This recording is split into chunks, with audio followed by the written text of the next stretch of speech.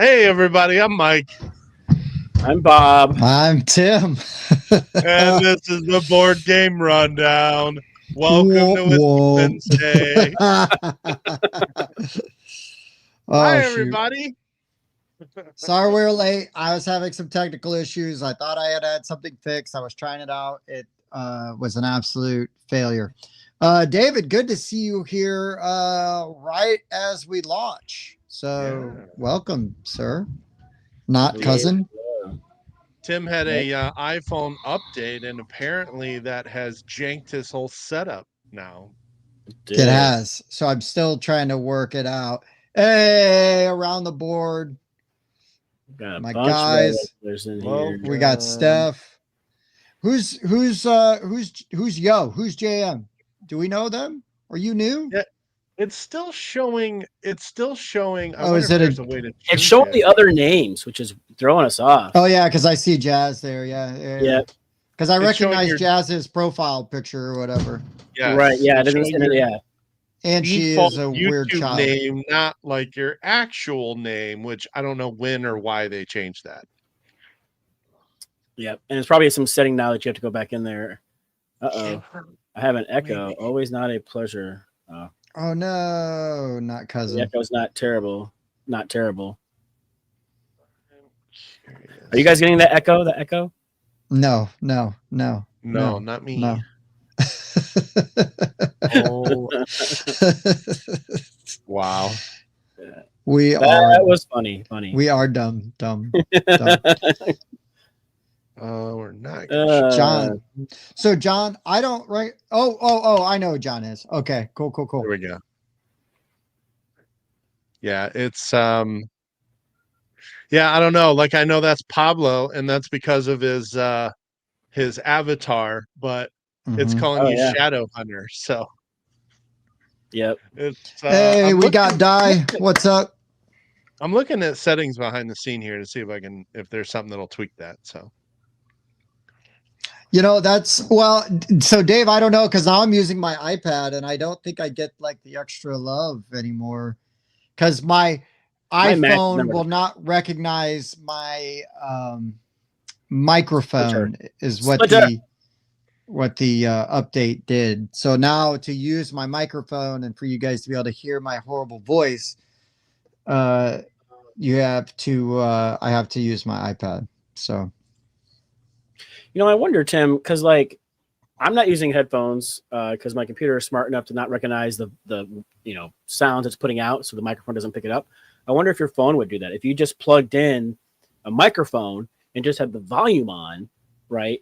Would it pick up that volume coming out of your phone and feed it back into the microphone, or would it ignore it like my computer does? we'll Because try my that. microphone is like 1.5 feet from my speakers, but yet We you can- guys don't hear it. We'll try that when we record tomorrow. Okay. That's a good suggestion. Cool. I don't want to delay tonight any longer because Sure. Yeah. No.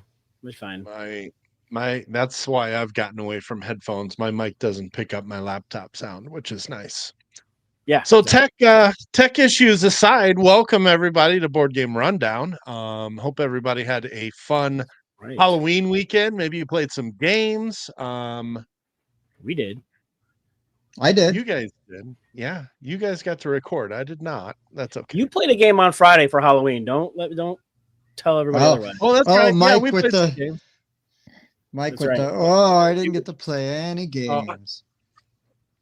That's It's correct. I funny how the lied. time with me is so rememberable.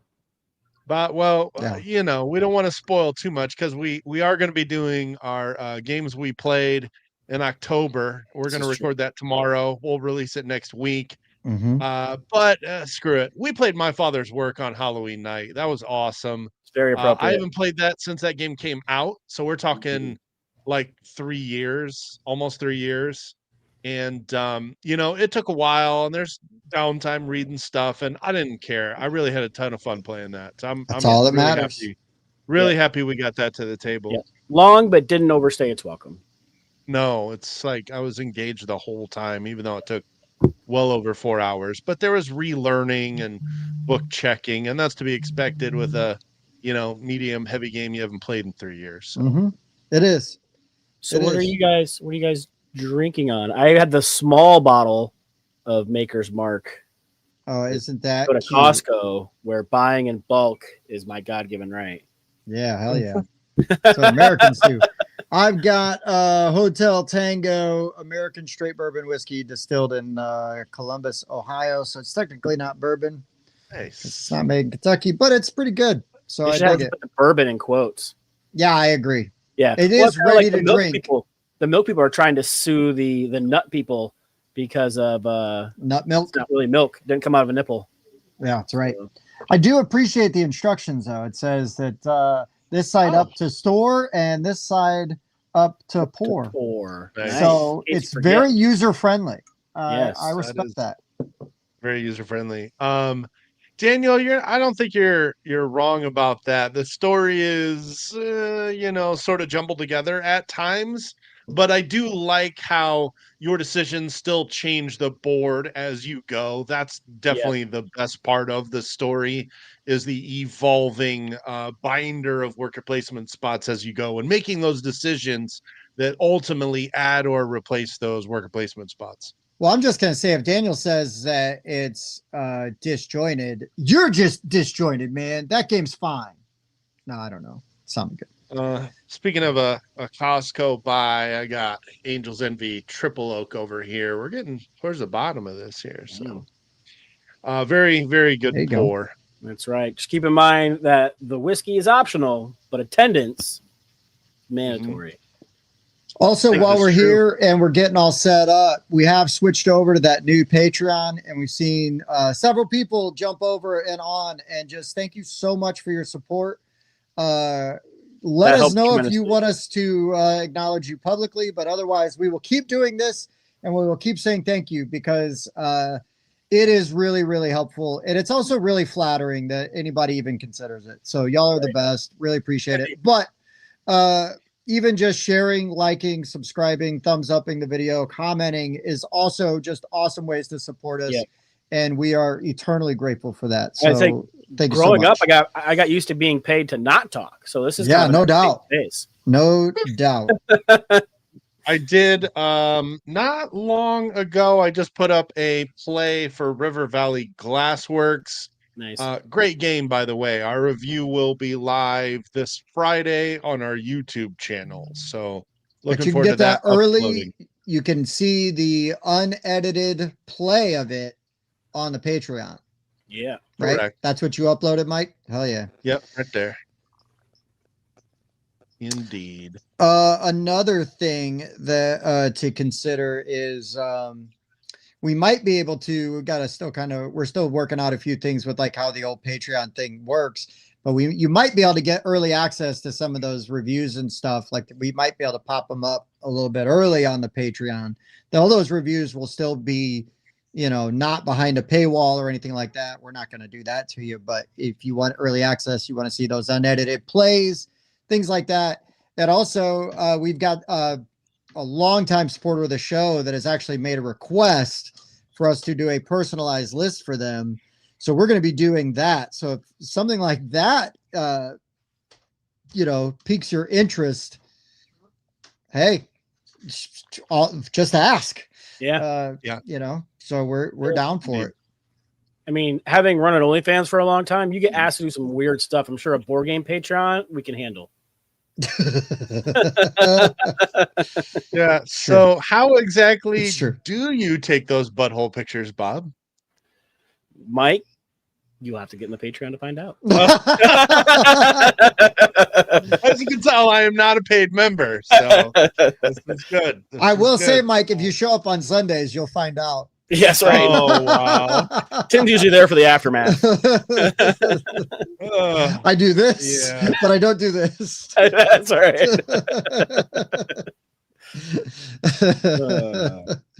Unicorns are kick ass.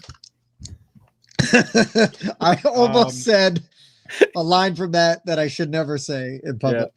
Anyways, let's get into this topic. Let's do it. That's a great idea, Tim. But before we get into the topic, did you know that we have a sponsor? What? We we do need to use that sponsor right first. Yeah, and he's on the mend. He Let's is on go. the mend. And I tell you what, so we have a lot of board game folks that are in our chat, obviously. But if you go to conventions or if you're just doing anything and you need, yes, thank you. I will keep that in mind. You need like a table covering done. You want like a big banner, like you might see like in the back of our Hoop Studios, anything like that. Our buddy Tony has a company, and Mike, roll a film. You mean this one? Get your games noticed with help from Lawhorn Design. Eye-catching backdrops, banners, table covers, signage, and much, much more. All shipped directly to you or your next big show. Fast, reliable rush orders are always available to keep you prepared and professional. Contact Lawhorn Design today for all your creative marketing, branding, website, and event display needs. Yeah. You know what I always find funny about that is that the label under our photo is got a budget. Yeah, that's us. That's us. Yeah, we got a budget. Yeah. I was about to Shirts, ask Sam, what is it? I will say while you're answering, my biggest bourbon regret is Blanton's, which is highly hyped, highly priced, and wasn't worth either. Not worth the price. It's not bad. It's just not worth the price. You know, I had Blanton's at a Notre Dame tailgate a few weeks ago, and I thought it was fine. I thought the bottle was cooler than the stopper was like a horse that was like running. Well, there's a whole bunch of them, Tim, and if you line them up, it's the horse actually running. Hell yeah! So you can loop those and there's a FOMO aspect because they have different letters, and if you catch them all, you get Blanton's. Yeah. Real quick, I'm not going to say who, but somebody also now just subbed to the Patreon. So, oh snap! Hey, all right. Yeah, that's amazing. Thank you. I have bad news though for them.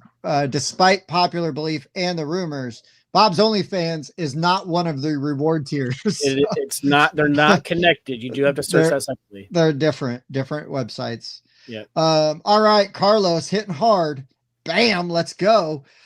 What is more valuable in a starter collection? Games with high replay value or games that teach different skills?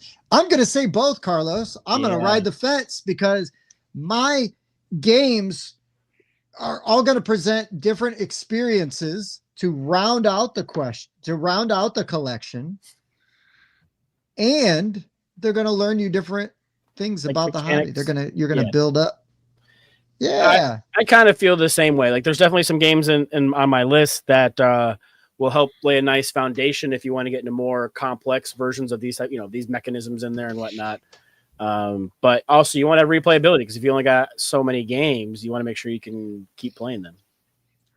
To answer that question, I would say actually replayability is more important because when you're starting your collection, you don't have as many games.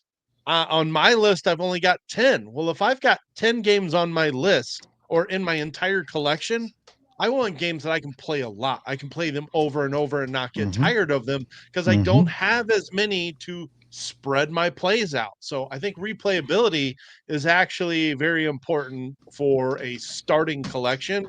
That said, I did try to represent multiple different types of mechanics, but man, there were some big time mechanics I was not able to fit into my list, and I'll talk about that when it's my turn, I guess. I'm just shocked because Mike, I know, and I mean this as a compliment, dude is a bargain hunter.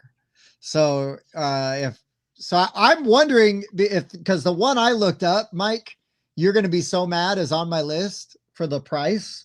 And I think it's because you didn't even think to look at it because I think you would have in your mind priced it above what you thought would be what you can find it for. Yeah, what you could find it for. You're going to have to watch and find out, Andrew. I'm not going to spoilers.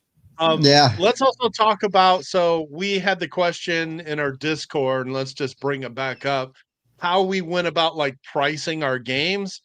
It looks like Tim and I were on the same page with going with brand new in shrink games, and Bob went bargain hunting and went used, and I scoffed at him. I went both. If there was a game that I wanted, and I think it's a really good game, I would want this in my collection as I start. I looked to see what was the cheapest I could find it, whether it be Noble Knight has an amazing used section, eBay, BGG, things like that. But some of them, most of them are new. But there were a couple that's like, I want this game in here. Yeah. Let me see how cheap I can find it. And I included shipping though. So if it was like Mhm. $30 with like 6 Oh, I hours didn't include I shipping. included that. Okay. I did not Gotcha. include shipping in mine. I was lazy. I was sitting in a restaurant because we didn't have power as I was like finalizing my list and tabulating. Yep. And I'm like, I'm not counting as shipping, but a lot of these are Amazon. A few of them are not Amazon. And I noted specifically, I think where I got it from for that price if it wasn't Amazon. Mine were a mix of Amazon, Miniature Market, Card House. There were, I think I had found one or two that were new on Noble Knight. I picked the cheapest new price that was, of course, in US dollars. So, Oh yeah. but yeah, I naturally though, if I was building a collection, I would buy a ton of used games because that's where you're going to find the cheapest deal and try to find Yeah. a whole bunch from one seller and maximize that probably $16 in shipping that you're paying and getting them all from one seller. That's really the way to do it. I've bought tons of used games. So. Yeah, this is like the I don't want to do a ton of work. My version of this list is I don't want to do a ton of work. Here's a list of games under $300, not counting shipping. On most of them would have free shipping if you got them from Amazon, and there might be one There or you go. two where you'd have to pay a little bit more in shipping. But Okay, nice. Nice. Yeah, my collection started off kind of slow too. I had like maybe 10 or 15 for the first year. Mhm. There's one of start those somewhere. on here. There's one of those on here. Yeah, a couple of my starting games. So also, I will be keeping track behind the scenes here, and I'll pop this up as I get these uploaded. So we'll be filling up these empty shelves with our games. I'm not putting every game per shelf. I'm gonna squeeze them over this graphic here so you can see all of the games that we've added to our list. And I will update the dollar amounts. You see everybody's dollar amounts there as we go. And then you'll have a whole bunch of games here to start a collection with. So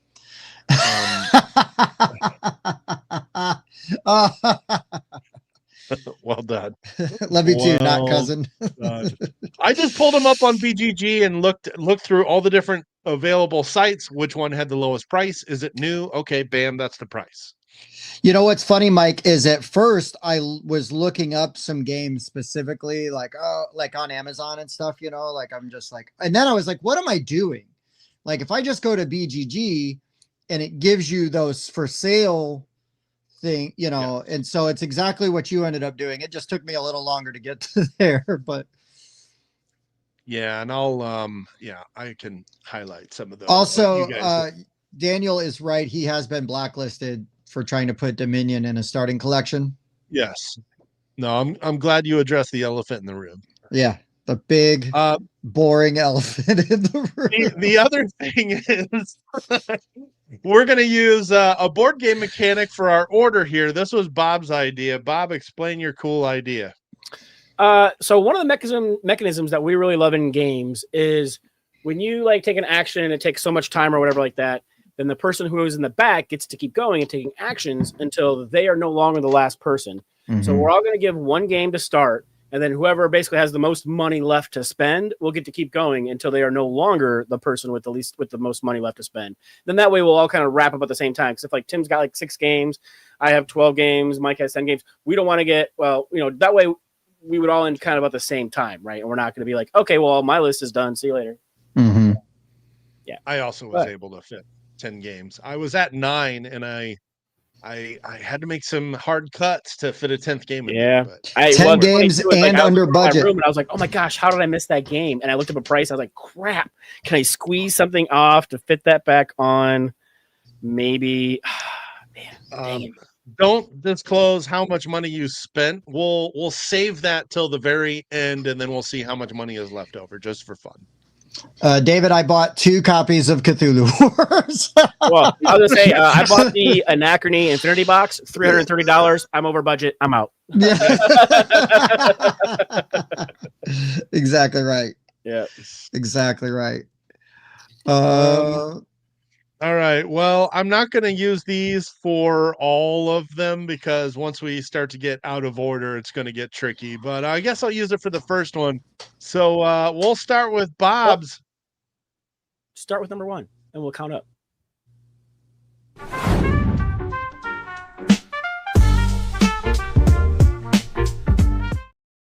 Good idea, Mike. Start with 1.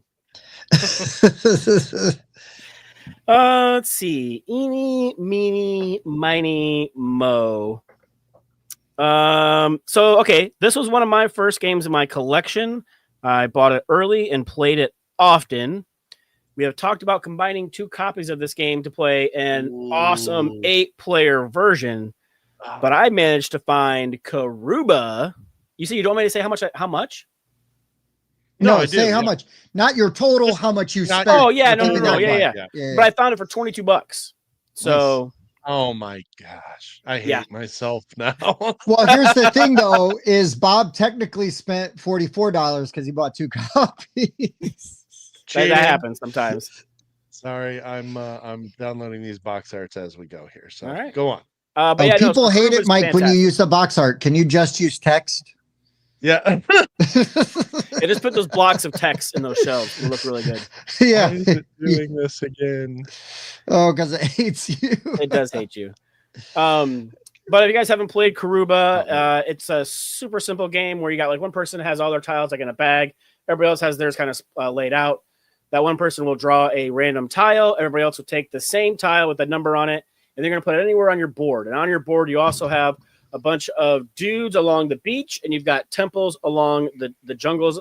You're trying to create a path for your people to get from the beach to their appropriate temple. You're picking up those gems along the way. And then as you get to the right temple, you'll get to take these treasures from there. And it's fantastic. It's fun. You can play, like I said, combine 2 copies and play 8 people. Why not? Great pick, Bob. This game is fantastic. I didn't look into it just because I was afraid that brand new it was probably going to be like $40, and I'm like, man, that's pretty high much. on my I wouldn't scale. pay $40 for it, but like I said, I found it for $22. If you can find this game for $22, scoop it if you don't have it. It's a no-brainer. I will tell Carlos here, I did not consider setup and teardown time for starter collections because this is like I've played some board game or I've gone to a friend that knows a bunch about board games. These are games that I would recommend people would buy and have a good, well-rounded collection. I'm going to assume that they are experienced enough to handle any of these games on my list. Yeah, I have a couple that have like a decent amount of setup, but I mean, I'm not.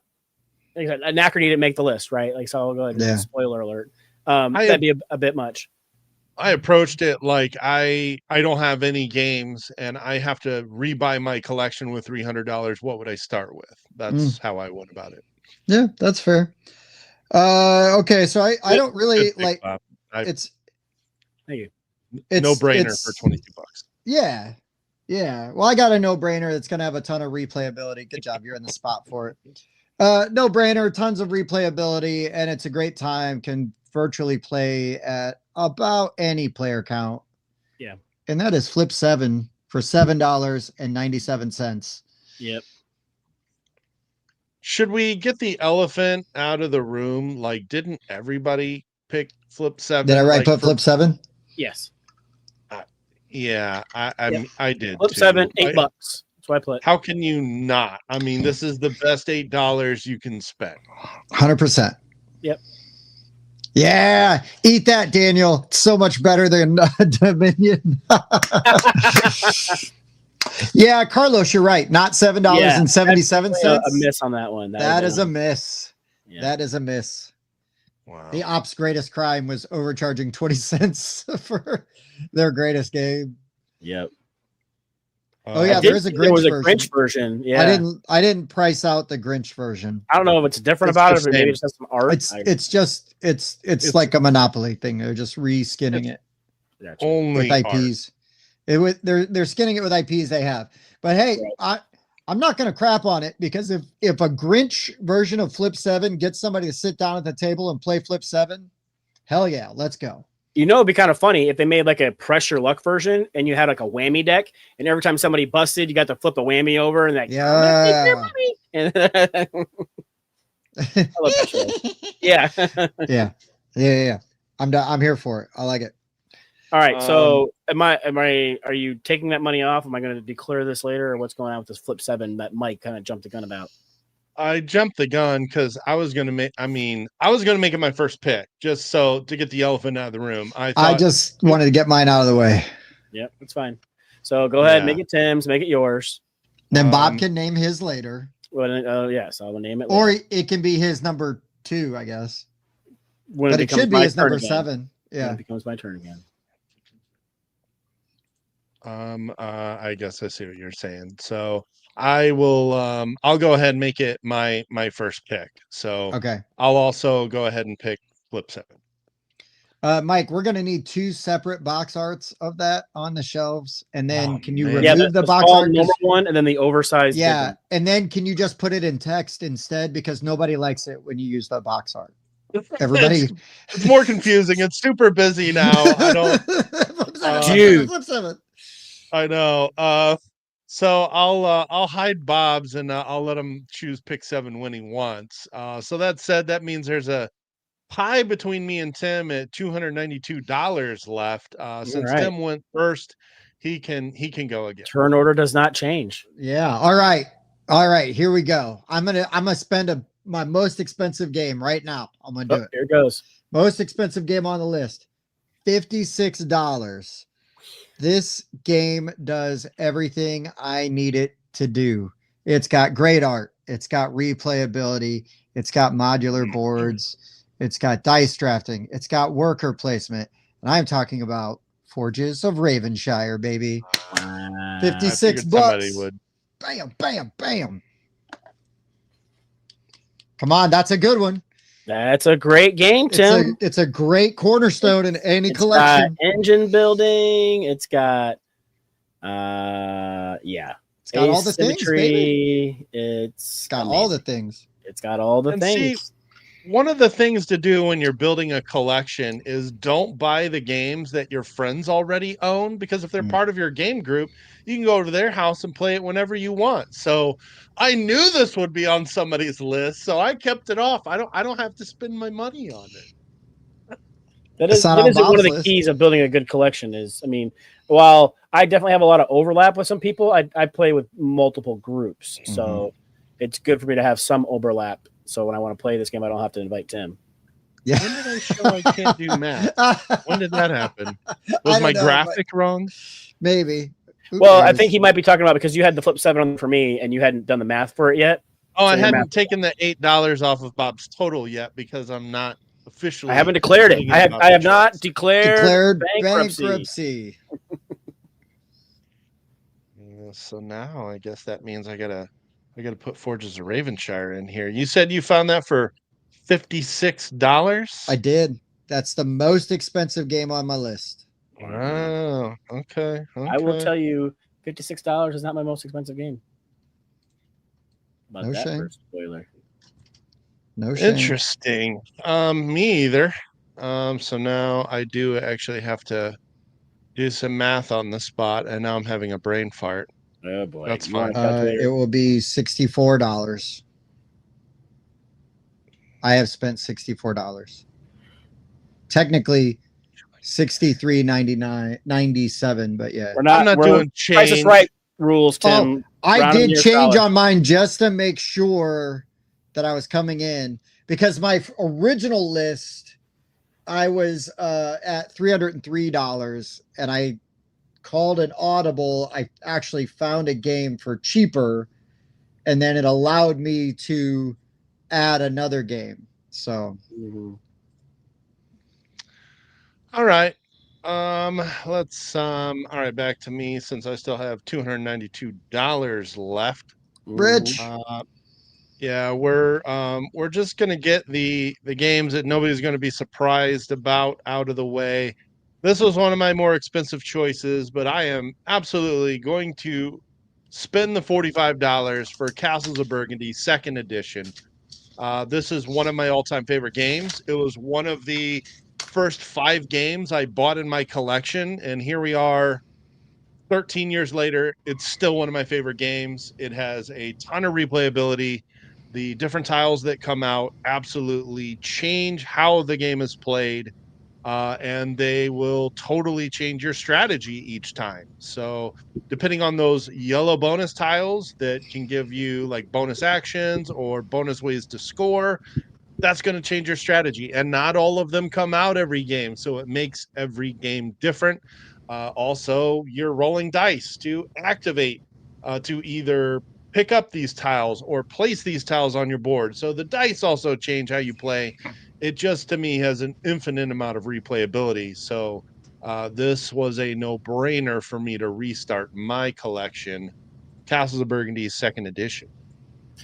Yeah, I thought about putting the Castles of Burgundy on here, but like I really don't care for that old art, and the new one was going to be way out of budget. The new one, there was no way.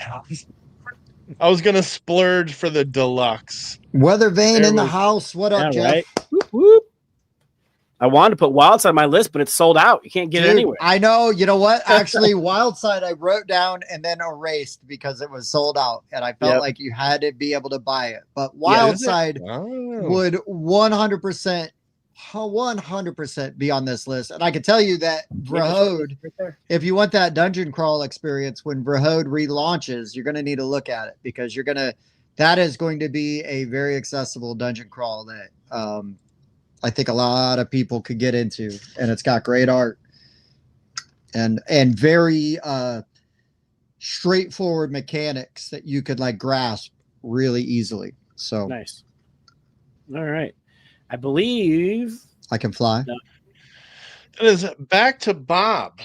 Back to Bob. All right. For $28, I found, I'm going to tell Mike the money early so he's got time to do all the math while I Oh, explain. there you go. I found one of my favorite new deck builders that plays a large player count, plays up to 6. It's got simultaneous play. After Us is Oh, fantastic. I didn't even think to look for this one. I had to when I saw it was only $35. Yeah, I found Oh, it for that's a 28. steal. That is Yeah. a steal. Yep. Brand new. Buy it. Yeah, I think mine was used from Noble Knights. But After Us, like I said, it's fantastic deck builder. You get this handful of cards, you kind of lay them down on the table, and you're rearranging them to line up those frames to get. Then you go through and resolving all the full frames, gaining resources, spending them to get points and batteries, and activate all these relics from the past. Because in 40 years there won't be humans, and yeah, it's a great game. It's one of the things that it solves about deck builders is you're waiting for somebody to buy a card. And you're like, don't take the card I want. Don't take the card I want. All the cards are upside down. You don't know what card you're going to get. Yeah, you don't even know what card you want. And it goes on top of your deck, so you're getting it right away, too. So win-win. Dang it. Well, now I'm like debating if I want to take this out of mine. What, After Us? Yeah. It's in your list. The game I've got didn't another start game. to be bad because I liked it, Mike. Well, I mean, I've got other games that are like exactly that price I could swap in. So let me. Well, do whatever you feel is right, but I believe No. it is back to you, right? It is. It is. If I do this, and I've been doing this. running math in So my head. actually, yeah. So we're doing this in price order now. Everybody has now picked 2 games, and Bob still has the most money left. So Tim's down to $236. Sweet, so it's still me. Bob with $250, me with $247. Oh, So close. we are back to Bob for his 3rd game. All right. Oh wait, hold on. I felt like you were cueing me. So. I'm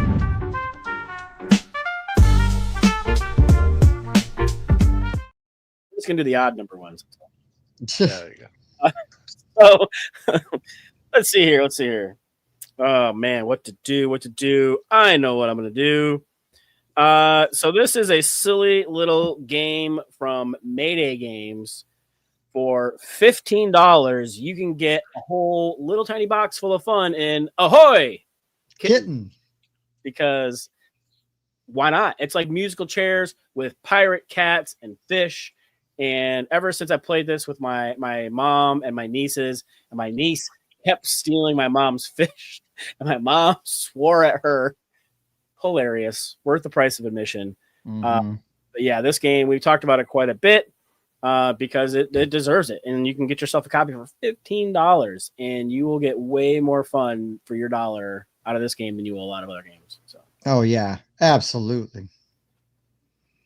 Absolutely. I considered this one. That's a really good value buy there. yeah. This was one, Mike, you'll appreciate this. I had it, and then I was like, somebody else is gonna have this. I'm gonna add a different game to my collection. But yeah, hell yeah. Great. No, wait. No, I had it and I went to look for it, and I don't think I could find it for sale. That's what happened. Yeah. You bought a used one. I was trying to only not buy not used. Well, I don't know if that one was actually used or not. Now I gotta look it up or see where I found it. But that being said, Mike, you can go ahead and pick yours whilst I do this. Okay. Let's see. Where do I want to go next? All over the place, Tim. Let's. New? No, well, pre-owned for 15, but Mayday Games has it for 20. Oh, I see. I didn't look at Mayday, but did it populate on BGG that way? I just did the Googles. I just No, board game. Oh, look, there's 8 it spots you didn't can show buy it. It didn't show up on BGG, so that's the flaw in my search. But Yep. yes. All right. Anyways, as we were.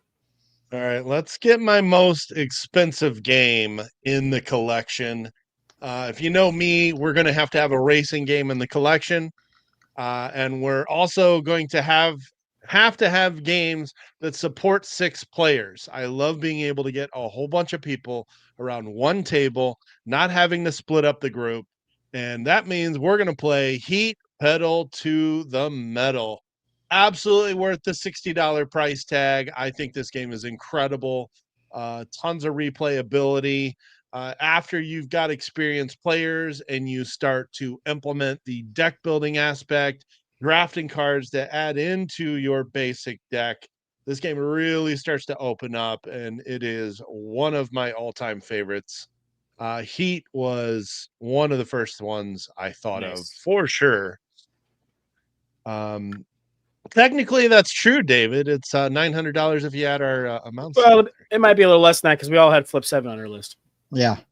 Yeah. So it's only $870. Well, 800 and whatever.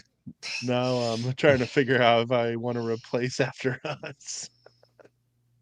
So there you go. That's $879. I don't know, something like that. No. You're still trying to math that? Yeah, I'm just gonna you stop. don't need the one copy, so it'd be 2 copies less, $8 a piece, $16. So $884. There you go. All right, Mike. Where are we at on the math? I thought he was going to do Cubitos too, but then when he said 6 players, I was like, no, he's going Heat. Yeah, I considered Cubitos. I have found some people like some newer players find it a little fiddly with like, okay, do I move these dice over, and when do I add these back to my pool? I do love Cubitos, and I could have bought it. Be careful because you can break it, you know. Yeah, and I wanted to support 6 players. That's very important for games in my collection. Yeah. So let me update this, because that's going to take me down to that amount. We still need Tim's 3rd game now.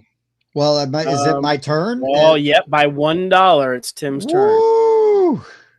I am winning. Are there games that serve as good entry points but quickly become obsolete? And is that okay? I mean, that's okay if you're okay with that, Carlos. But I think that I would like to think that I've picked games that will continue to be interesting. At least I find them to continue to be interesting. None of the games I picked, I would not walk away from, right? Because there's some games that people play, I'm like, I'm good. Like I would reach for any of these games to play. Exactly. These are games I want to play right now. Yep. Yeah, Why are we same. filming this? Let's just quit the stream. Thanks for showing up, everybody. Let's play some games. Yeah. Yeah. These yeah. are not the games that like I bought when I got into the hobby. These are games that I would buy again right now if I had no games. Yep. Agreed. Okay. All right. Well, I'm going to go with probably the deepest cut on my list, but this game's really good, and it was one of the first ones I sought out when I was looking for a territory control game that I thought would be a really good price. And I'm talking about The King is Dead, and you can get it for $12 at Noble Knight Games. The King is Dead. You're populating England with cubes. And it's kind of like a Tammany Hall, kind of vibe to it, or War of Whispers. But First not or second edition? Well, I think I looked at first edition maybe, but I don't remember which one. Okay. Which art was it? That one? No, I think it was the other arts. That's second edition, but Checking his math. yeah, check it. Oh, there you go. Here's your cheaper one. All right. There we go. King is Dead. Get that first edition, man. It does exactly what you need it to do, and it's still a damn good game. So, King is Dead. It's cool. Territory control. Kind of a fun theme. And yeah. You said you found it for $15? No. $12. Dang. I am down for this list. The game I would splurge on. Yeah, like I could totally Forges of do. But I could totally easily do 5 games that I've spent more than I should have, but I don't regret it. Yeah. Oh yeah. Hell yeah. I got plenty of those. Yeah. But I don't regret it because easy. Yeah, I don't regret it because I love them. Like they paid off. Yeah, David, Heat would be mine. It's the most expensive one in that I've picked. All right. And so I think it's gonna be my turn, right? Because Tim only beat me by $1. Bob's got $2.35 to Tim's $2.24. I'm sitting for a minute because of Heat. Yep. Mike's I'm about to sit for a minute because I'm going to go ahead and drop my biggest bomb that I've got on my list. So, Mike talked about, the importance of having games that support 6. I get that. However, my biggest game that I spent the most on for this collection plays best at 2. And it is also the only territory control game on my list. I'm pretty sure. I'm mostly sure. I'm kind of glancing over it. I'm pretty sure. I'm like 99%. A game so epic that when Mike says, well, if I'm going to come over this late, it'd have to be something epic. And when I said Star Wars Rebellion, he came over and we played Star Wars Rebellion. Pretty freaking epic. It's pretty epic. Like Tim midnight. and I during COVID played this game. Pretty friggin' epic. It's if you love Star Wars, you are going to love Rebellion. You're playing through the trilogies. Adding in the prequel stuff is also amazing because it adds another option for your decks and missions. Mm-hmm. The minis are fantastic. You got the rebels just trying to outlast until these timers and trackers cross each other, and then you garner enough sympathy to win. Or you're the Empire and you're just spreading out and trying to find the rebel base and destroy it. Fantastic game. I found it for $60. So wow, that's a bargain. Yep.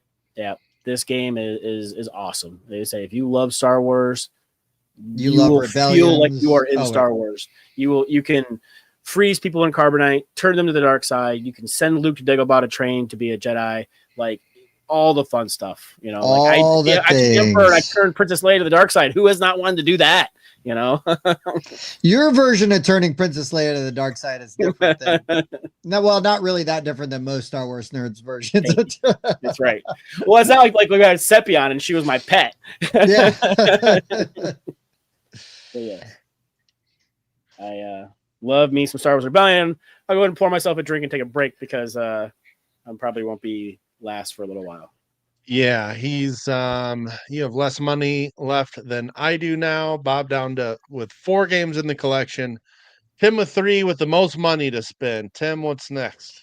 I am a bargain guy. Okie dokie. Let's go with a really awesome party game. Ooh. And while I feel like this price is too high, I think about it and I would still want it in my collection because it is so damn fun, especially with a big group of people. And I'm talking about Telestrations. Telestrations. I got it for $30. New. You definitely could find it cheaper and used. And I would say do that, but I'm also gonna say get Telestrations because it's hella fun and a great time.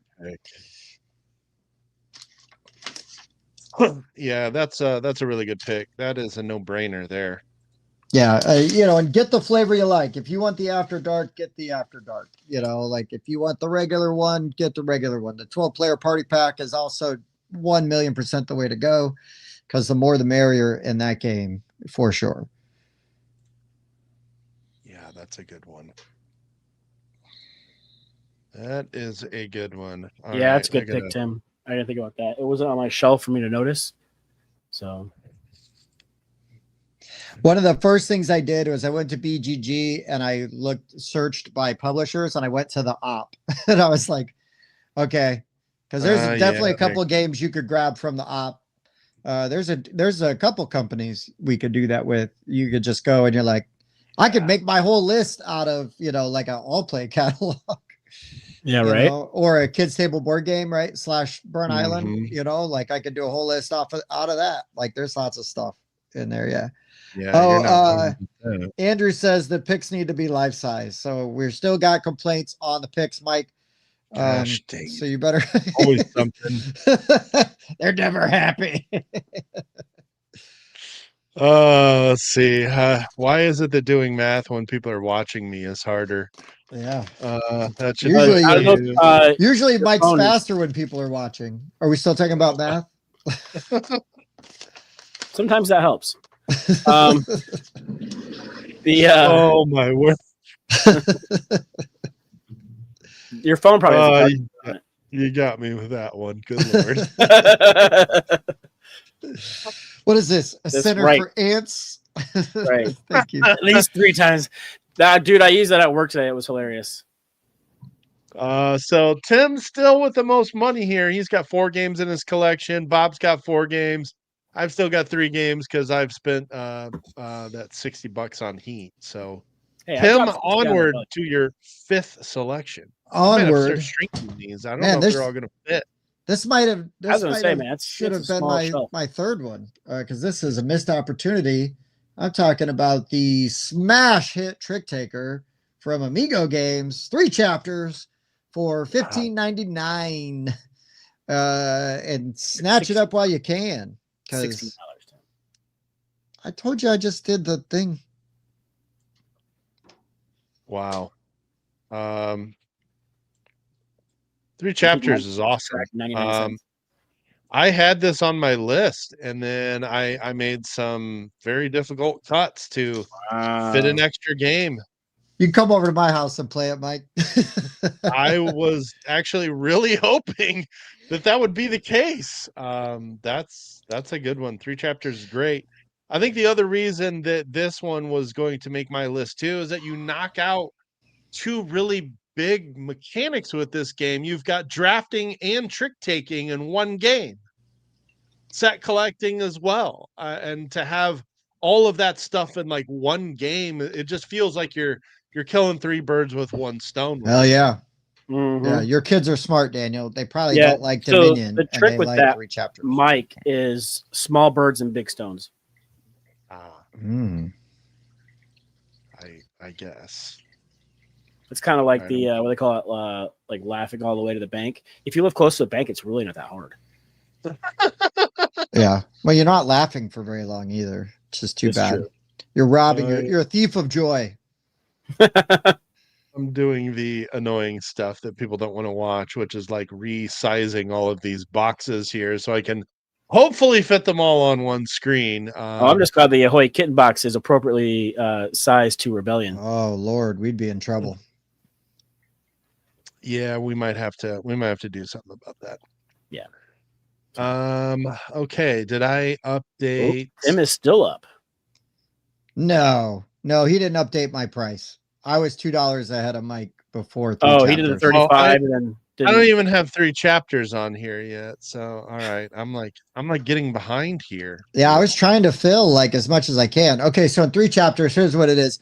The weird thing is with 3 chapters is there's 3 phases to the game. The first phase is the drafting phase.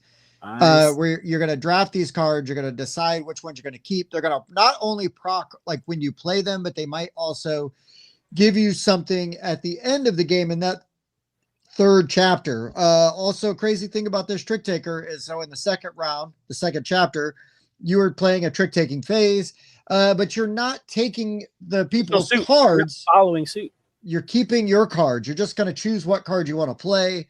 And then based on if you win the hand or not, you might get some rewards, or based on the cards you play and other cards that are played, you might get some rewards, blah, blah, blah. And then you're going to get to that 3rd chapter at the very end, and you'll look at all of your cards that you drafted. And then that is going to set up potentially scoring in that way as well. And now you're going to then, do up all the math with like the different symbols and shapes that you've gathered throughout the course of the game. It's really solid. I'm glad I randomly sat down for this demo because I ended up enjoying it. And then I showed you guys, and you guys have both really enjoyed that game. So. Yeah, it's a great game. It's really good. I had it on my list, and then I decided to make some difficult cuts.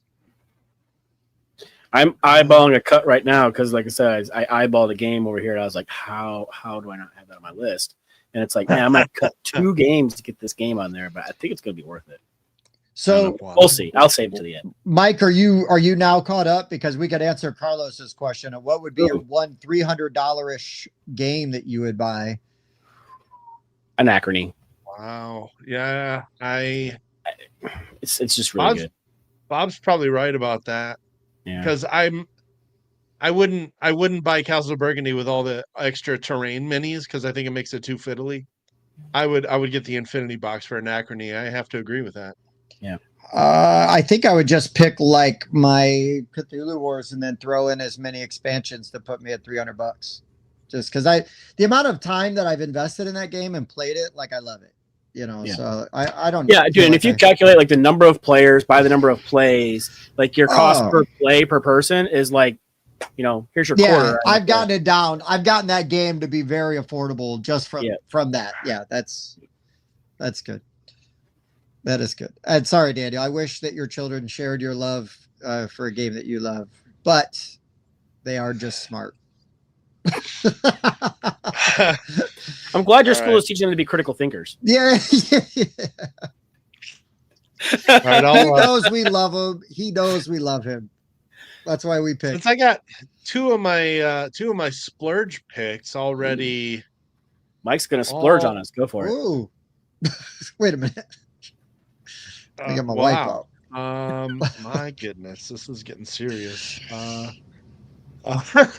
This is one I just can't stop playing. This is my most played game of the year, and it's so much bang for the buck. I'm talking about Edo. Yeah. Every time I bust this game out, I just find people absolutely love it, and we play it like 10 or 15 times in a row. It's a very simple game. You're basically just going to put out a category like things that would surprise you to find under a rock. And then you're going to get a card 1 through 100 and look at it secretly. And then you're going to put it face down in between the 0. And I usually put the deck on the other side so you know where the 100 is. And then you're going to make a descriptor for what your number is. So maybe if I've got the number 5, I say a paperclip because it's very small and it easily fits under a rock. If I've got number 95, maybe I say an elephant because it's not going to fit very well under a rock. So, I thought the higher number was the more likely and the lower number was the least likely. Usually. Okay. Let's see. This one is, is wood grain. I hate how far this. Surprise surprise. to find under a Got rock. it.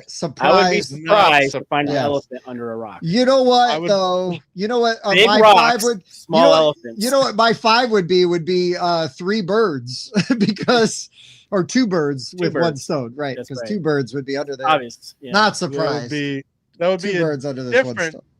topic. Songs I would be surprised that were written by Bob Marley. 3 Okay. Little Birds. All right, maybe. All right, never mind. Mhm. Yep. Keep going, Mike. You're doing great. Yeah, yeah, Wait, yeah. no, I hold did on, my hold yoga on. this morning. Hold on. Yep. I got a banner for that. There it See ya? is. Yeah. Yoga. Yeah. Mike's in the downward dog for that one. I have just played so much Edo. It supports A lot. 10. Yeah. It plays very quick. I play it a lot. I like how every group I play it with, I learn something about the people I'm playing with. People play it differently. And again, it supports a lot of people and has a ton of replayability. That is how I would start building out my collection. And it's only $16, which Legit. takes me Still down up. to Still your turn. $171. Yep. Oh, no, never mind. Nope. Bob's turn. Okay. By You know, $2. Mike keeps going on and on about supporting all these people. He's got all these friends, blah, blah, blah. I don't. Another great 2-player game, Sky Team. I love me some Sky Team. There's got a ton of replayability in there. You've got easy to teach.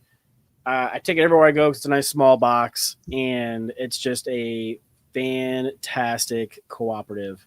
And you know, it's limited talking, so you're gonna talk to your one friend you have. So That's true.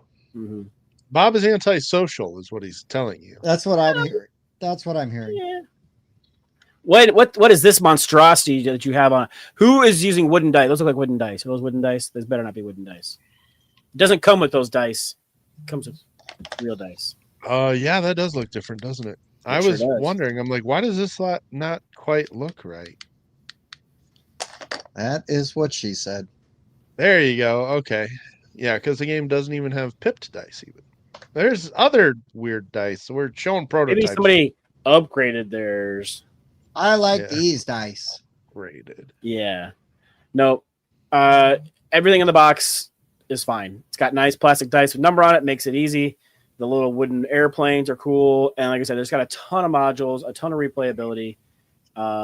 Scorpion Mask knocked out of the park. And this was one of the one that Mike picked a couple years ago at Gen Con. And we played it like on a bed and we're like, this is awesome. And I'm glad I went the next morning and scooped a copy. So Yeah. Yeah, it's really good. Oh. That I paid $15 for that, by the way. Oh yeah, that's important. what? Oh my god. Yeah. $15. You didn't have this pick for $15. Shame. No, it's But it's not $30 new. Yeah. What? Yes. $30 Well, maybe too much. $15, hell yeah, all day. Chubuku. Yeah. It was worth No the boo 30 boom, bucks I too paid buku. at Gen Con. I don't care at all. AliExpress has it. Oh No, my wait, is word. AliExpress just like a dude's trunk? Like he's around the corner behind the Yes. game shop? Yep. In the alley? That's right. The Says- AliExpress. Says cheap games on one side. We won't free talk about the on other. the other. Yeah. We won't talk about the other things in that alley that Bob has purchased. Not on this stream. Wow. That's yeah. It is Tim's turn with $173 to spend. Hell yeah, boy.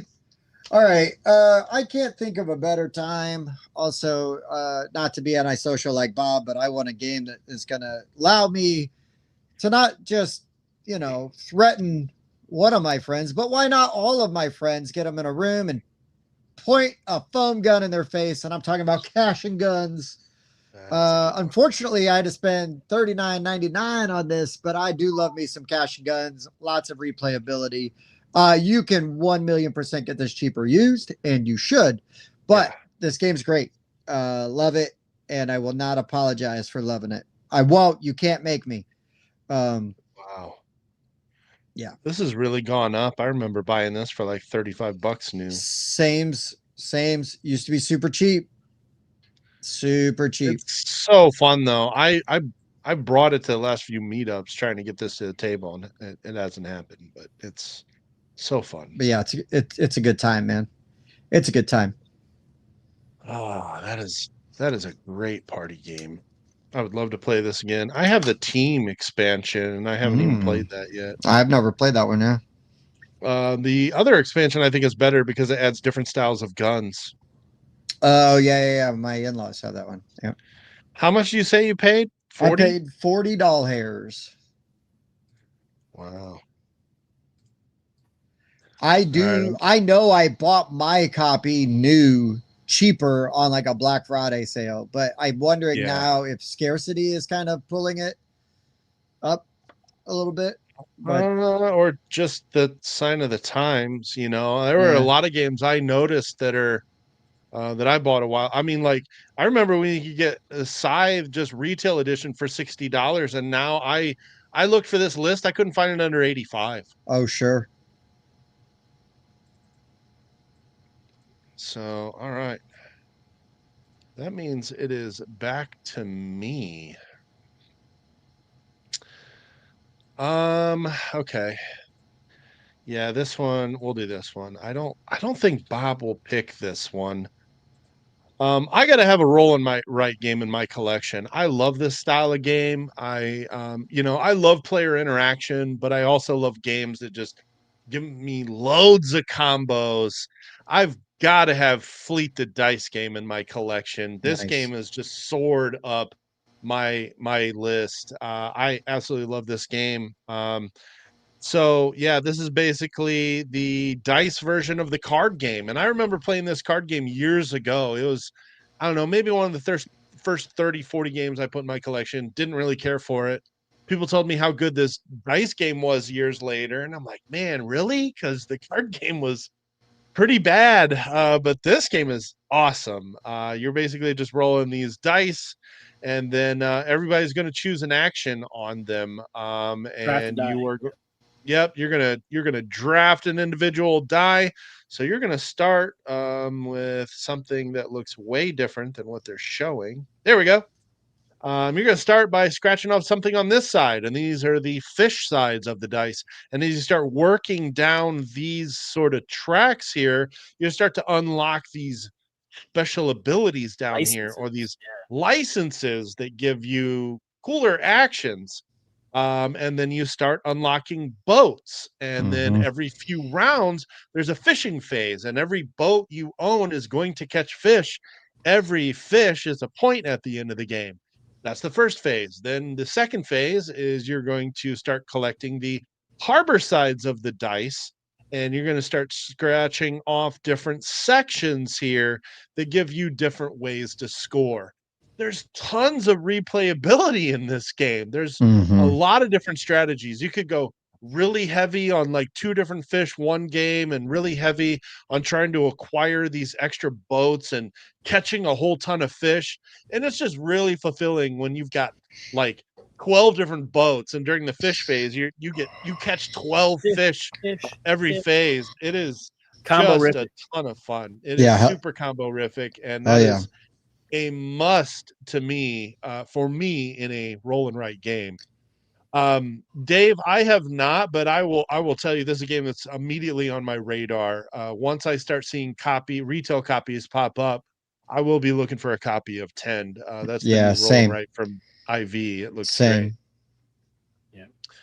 I yapped too much, and I didn't even download my box art. So, But it's $30. What? And $30 well spent. That would I found it for 18. Yeah, see, sometimes it's tough because like with this list is like I would have a hard time now, like where I am in the hobby, like spending like retail or like close to retail for some of these games, but at the end of the day they're worth it. But if you can find them cheaper, you should. All right, sorry Mike, I didn't mean to jump on that. I just got all excited about that. No. I just wasn't looking at used prices. Same. But I compiled my entire list here with new and shrink, and that's fine. No, that's fair. I mean, I was fortunate enough that I'd say front of the show, but she don't watch. Karen Holla gave me this game for free for my birthday. Yeah. That was pretty Oh, hell awesome. yeah. Yeah. But it was on my list, but I'm going to go ahead and mark it off, because by marking that off and getting rid of Flip 7, since you guys are mentioning it, that frees up enough budget to add this other game that I was wanting to put on there. You Oh. son of a. And We just spent a bunch of time giving Mike shit for like, oh, you can't change your list, and then That's he too late. I'm doing it anyway. Oh, I'm definitely changing Rules my for list thee, now. but not for me. Okay. Yeah, and I got to remember, figure out what to buy are instead of arbitrary. After Us now. well, maybe something Bob, else will get said, and you can flip free up some. 7 You gotta off, free up even some though he salary knows- cap, Mike. You got to free some Yeah, salary free up cap. some up. He salary knows cap. damn well he'd want a copy of Flip 7 in his collection, but Oh I'll yeah, allow it. Flip, I'm fully disclosing. Flip 7 and Fleet the Dice Game were on my list, but canceling those two gives me enough room in my budget to add this To other cheat. game. Yeah. Which, now that it is my turn, I will go ahead and say, I don't know how I missed this game. Abyss. It's fantastic. Oh yeah, because it just got reprinted, so it's It a just lot got- cheaper now by Panasaurus. Hell yeah. Yes. So I found it for $25 used. Nice. It Cheating. was first edition, but still, like, it looked like it was in good Who shape. It's cares? not like it's tattered. But Abyss is fantastic. I taught my parents how to play this game, and they really enjoy it. It's just so cool because when it's, there's three main actions you're doing. You're exploring the depths, you're recruiting help from like the council, or you're recruiting lords. Yes. You're one of the main ones you do, the exploring the depths, is interesting because you flip the card over and everybody else is going to get dibs on that card before you get a chance to take it as your own. But if they want that card, they got to pay you in pearls to take it. And so I like the pearls as the currency. I have the expansion that adds the black pearls in that are bad. But yeah, this is just I love that reprint board, how they have like the space for all those locations on there now with the extra art on there, because the art in this board game is fantastic. It's beautiful. If you don't want to explore the depths, you can choose one of those middle council rows there and just take the whole pile there, because any cards that don't get taken from up top file down into the appropriate faction. And they're going to recruit lords. You're going to discard little allies that add up to what the lords are looking for. And then you'll gain that lord, gain their ability, gain their victory points. And you'll get to then do a little set collecting with your allies. And if you kind of literally play your cards right, you can recruit a high numbered ally, which will give you a bunch of points at the end of the game. So it's just a fantastic game. And if you can find this for like $30 or less, it should be a no-brainer. You pick it up and you'll love it. Yep. Agreed. Great game. Great game. I was trying to use one of the alternate box arts, but none of them have like a straight on view. So original Sure. box art it is. That's fine. That's the one I found mean, using. Yeah, I wanted to be clever, but that's fine. What what are we at on I the just- dollars now? I just caught Daniel's comment that Ito tries to be fun. I'm too busy Oh. over here trying to get our Just try. graphics up to date here. I played it with 4 people at a buddy's house last week, and I mean it was fine. Like we had a decent time. I think it's definitely better with like 6 or more people. So Yeah. like I thought about maybe giving us 2 cards each, which I know you do at like That's what the way 2 to and do it. 3, but at 4 people it doesn't say to do that, so I didn't do it, and I didn't want to like overcomplicate it. So we played like I don't know 3 or 4 rounds of it, and then we're like, well, we're good. Carlos has a good 4. question here.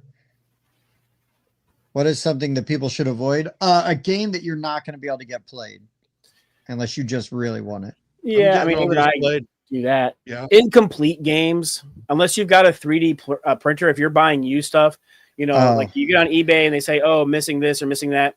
Dice are easy to replace, not a big deal.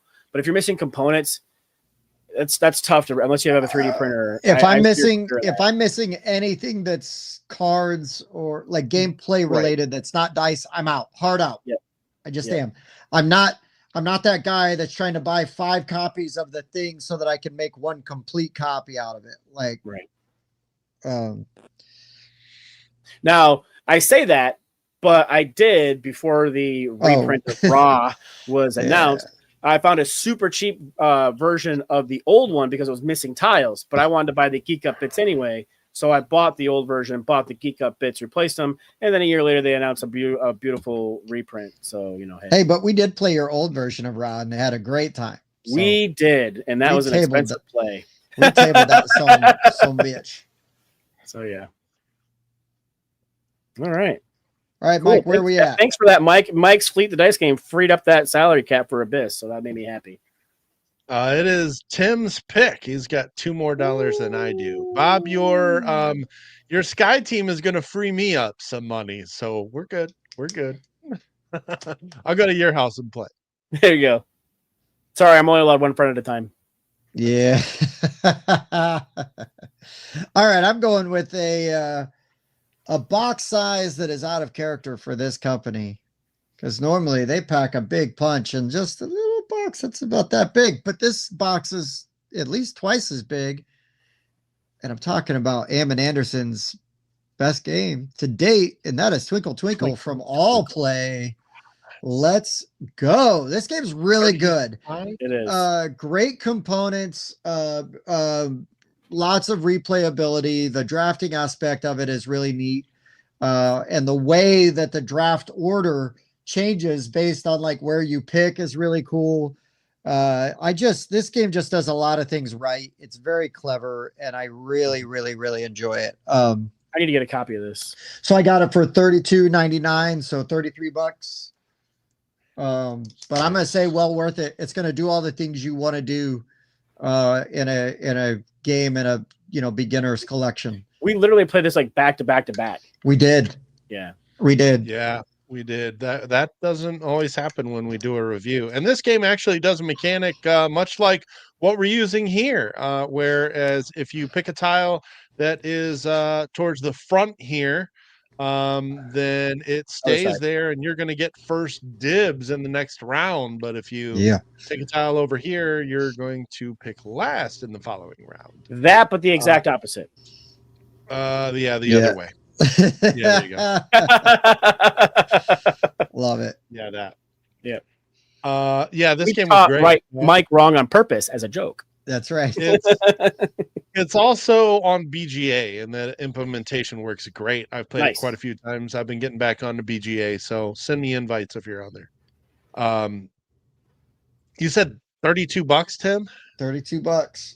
Yeah. No, 33. Excuse me. $32.99. So yeah. $33. Let's be fair. That's a good use of money there. But that one I didn't really flinch at, because I know how many times you're going to play that game, like even early on, and then you're still going to have people that are going to be like, "Oh, what was that game that we played that you did this?" And you're going to be like, "You're going to get it to the table." Yep. I'm not saying the BGR is trend-setting, but we did have this game on our table before anybody had picked it up. No, just saying. Yeah. And honestly, this game, I think more people need to be talking about this game. Yeah, seriously. This is a very underrated game as of right now, in my opinion. I don't hear enough people talking about Twinkle Twinkle. That was like their big release on. Well, it didn't get like the Gnome Hollow launch. It didn't get the balloon. It didn't get balloon art. No. But they did do a really nice like media event. Yes, and that was super cool.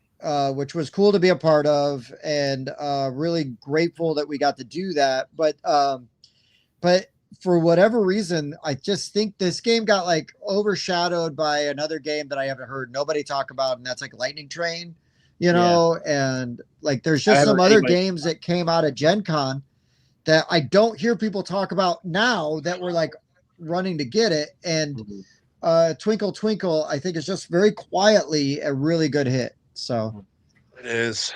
It really is. Hey, Mike, on your shelf there, are you unable to get the BGR logo to be on top? Later, Daniel. Good to see you, buddy. I just don't think it's going to fit. Oh. All right. Why? You just had the board game rundown. And it's being covered up by the Abyss there. I was thinking if you had that layered on top, it would be, or there you go. You just move that too. I'll just move it, but it's eventually going to get covered. I just don't think I'm going to be able to fit 30 games on this screen. So I'm trying to save as much space as I can. Okay. You should just do block text. People like that more. People like text. No, that's true. Yeah. We get People love it comments so on much. it Every all the time I do it, we get a comment every time. Every time we get a comment, Hey, every time you do it. The Mike, other question is, Mike, how come the little tags aren't done for this yet? What? Andrew, don't lie. That is not what she said.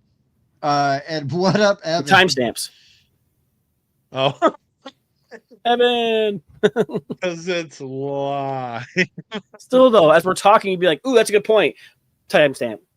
But yes, even if we go till midnight, I better have them up before 6 a.m. or You better have them up before. I'm a That's slap. right. You better have it up 11:50. because that's what she said. That is what she said. All right. So time for my next pick here. So Bob's right in that Sky Team would absolutely be a 2-player game that I would want to start my collection with. But instead I'm going to replace it with a different 2-player game from the same publisher that also came out at Gen Con. I would gladly start my collection off with Tag Team. Back again. Yeah, Back it up, this back it game up. is really, really good. This is such a simple game. This is what they're calling an auto battler. So you're going to start with 2 different heroes that do not have pins. What the heck? That's what? Come on, give me something to go off of. There you go. These are all your heroes. There's like 12 different ones. Yeah. You're going to start with 2 different heroes, and then you're going to get a deck. Can I just get something that shows like, Right there. I don't want this like scrambled stuff. I want like a setup of the game. All right, there's your 2 heroes. There They we have go. health on them. Your goal is to eliminate the health on one of your opponent's heroes. Just one. As soon as you do Accurate. that, At least. you win. But each player has a deck of 10 cards, and they have a starter card. You're going to start with each starter card in your deck, 2 cards, and you can put them in any order you want. And then you simultaneously, each player reveals their cards, and they're going to happen at the same time. So if I've got an attack of 3 and Bob has a defend of 2, then I'm going to do a net of 1 damage because that all happens at the same time, and Bob takes that health off of his character. And so then you draw the next card and they get automatically revealed. Let's say Bob's got 4 damage and I've got 2 heal. Well, then he is going to do 2 damage to me. That's the first round. Draw 3 cards out of your shuffled deck, pick one and put it anywhere into your deck of now 3 cards. But well, Bob's second card was that attack. So is he going to keep it there? Or is he going to shuffle it? Is he going to make that his 3rd card now? Because you can't reorder the cards that are already in your deck. You can only insert the new card to change the order. And that's the game. It's such a simple decision, but it is so clever how well that works in this game. That is the game, is just trying to guess where people are going to put their cards so you can counter what they're trying to do. And with 12 heroes in this box, it just makes it the replayability is just insane. There's tons of combos they can do here, lots of different synergies. This game That's is awesome. one of my favorite things is trying to figure out the synergies between the characters and who works good with who, trying to get their abilities to proc and whatnot. Yeah, this one's really good. I haven't played it as much as Sky Team, obviously because it's newer, but it's great. This game is really freaking good, and it's going to lend itself really well to expansions. Yes. Yeah. So. Yep. Yeah, it would be a good one. Kind of Hero. like the Unmatched. Yep. Yeah, this would be a good one to start a collection with, knowing that later down the road you can get more content for it. Right. Yeah. Brand new, this is $25. Oh, hell yeah. Worth it. A little bit cheaper than Sky Team. So if I'm able to make some other adjustments, I may be able to sneak another game on this list. Oh, here we go. Cheating. Yeah. Yeah. So let me do the math here, which I all of a sudden can't. I mean, I can, but so I'm down to 116. I believe that puts me in. And yeah, Bob's got way more money than us now. So that is All our right. current Yeah. list. Well, let me go ahead and spend some. Spend at least 25. I will spend more than 25. So pretty much any version of this game will suit you just fine. But Clank Catacombs Yes. the best, other than the Legacy, which becomes limited because you play through, you're done. Clank Catacombs, in my opinion, offers the most replayability with the same like fun and options and things that you get from all the other Clanks. I love the deck building. I love the exploring the tiles and building out this dungeon as you're exploring down in. People can't just pre-plan their run and dip in, dip out, and then try to screw everybody else over. It adds a bunch of things like where like the ghosts are at and like the spirits, what do they call those things? The shrines, I think it is. Yeah. And you can like warp from like one to the other, and like there's a lot of just really cool stuff going on inside this version of Clank. If you haven't played any, this is the one I think it's the ultimate version. There's a lot. It is. It is. So play it, get it, play it. $40 I found it for. So that'll be some Mike math in there. Yeah, this is one I was worried new was going to be like 60, and I couldn't justify it for mine. Right. Let me see if my $40 price was used or whatnot. Let's see. It has to be. I don't think you can find this new for 40. Walmart, $40. Not that I want to promote that. Never mind. That is the Dire Wolf. Yeah, Clank County standalone deck building board game. Wow, Here it is. that's pretty good. That's weird because I also see it at Walmart for $55. Oh, you got the knockoff version. Wow, promoting knockoffs in Walmart. Good job, Bob. Good Well, Lord. You're a monster. Oh, look, here you go. Boarding School Games has it for $47. So it's still pretty cheap. I am running out of space quickly. Yeah. Good thing I decided to do box art for this. Not sure why you picked that. What? Why would you ever do box art? Nobody likes it when you do box art. Yeah, I know. Yeah. I need to get the new expansion. There's a new Clank Catacombs Underworld expansion. Yeah, I saw that people were getting their Kickstarter for that, and it was getting a little jelly. Yep. I'm gonna have to pick that up here soon. So and then that's going to wow, sweet. $195 still. All right. I'm buying some new games. Yeah. You're still 155. You still got that's a lot more than us. Huh? No, that's not right. That's not right. He was at 135 a minute ago. Yeah. What the heck did I do? 95. Oh, 95. That's what I did. You just forgot to get rid of the one, and then you gave me 195, and then subtracted 40. Yeah, I did. Yeah. I'll take it. I'm gonna go. Mike, you working at a store somewhere? I'm gonna come buy some stuff from you. Yeah, no doubt. No Yeah, doubt. I know, right? We're like, all right, get out of here. Mike's not working the register. Wait till he comes back. Yeah. Yeah, that's a good point, Evan. We'll just we'll shrink those ugly faces down. Yeah, you should. We don't need all of that on there. Nobody want that. Yeah, we'll put the numbers right over our faces. That's what. There you go. I'll crop my beard out some. It's just beard hanging out the bottom of the pic. That's not a bad idea. Yeah, we'll do that. There it is. That's $116 beard right there. That's exactly what it is. That was just for the cream to grow it out. Yeah. All right. Where do I want to go next? This is one that's got to be in my collection. This is my last splurge. I really wanted to try to get worker placement into this list, and can I afford it now? No, I can't. Damn it. All right, that's fine. This is a 10 out of 10 game for me. I like games that have a lot of player interaction. There's just nothing like Smartphone Inc. Ooh, nice. Good one. This is an all-time favorite for me. I love economic games. I like games where price matters. And this one's just so clever because first you're doing that action crafting system with these two things behind your screen that look like iPads, basically. And you're putting those behind your screen, and you got to make one cover the other. And then what is left uncovered determines the strength of your actions.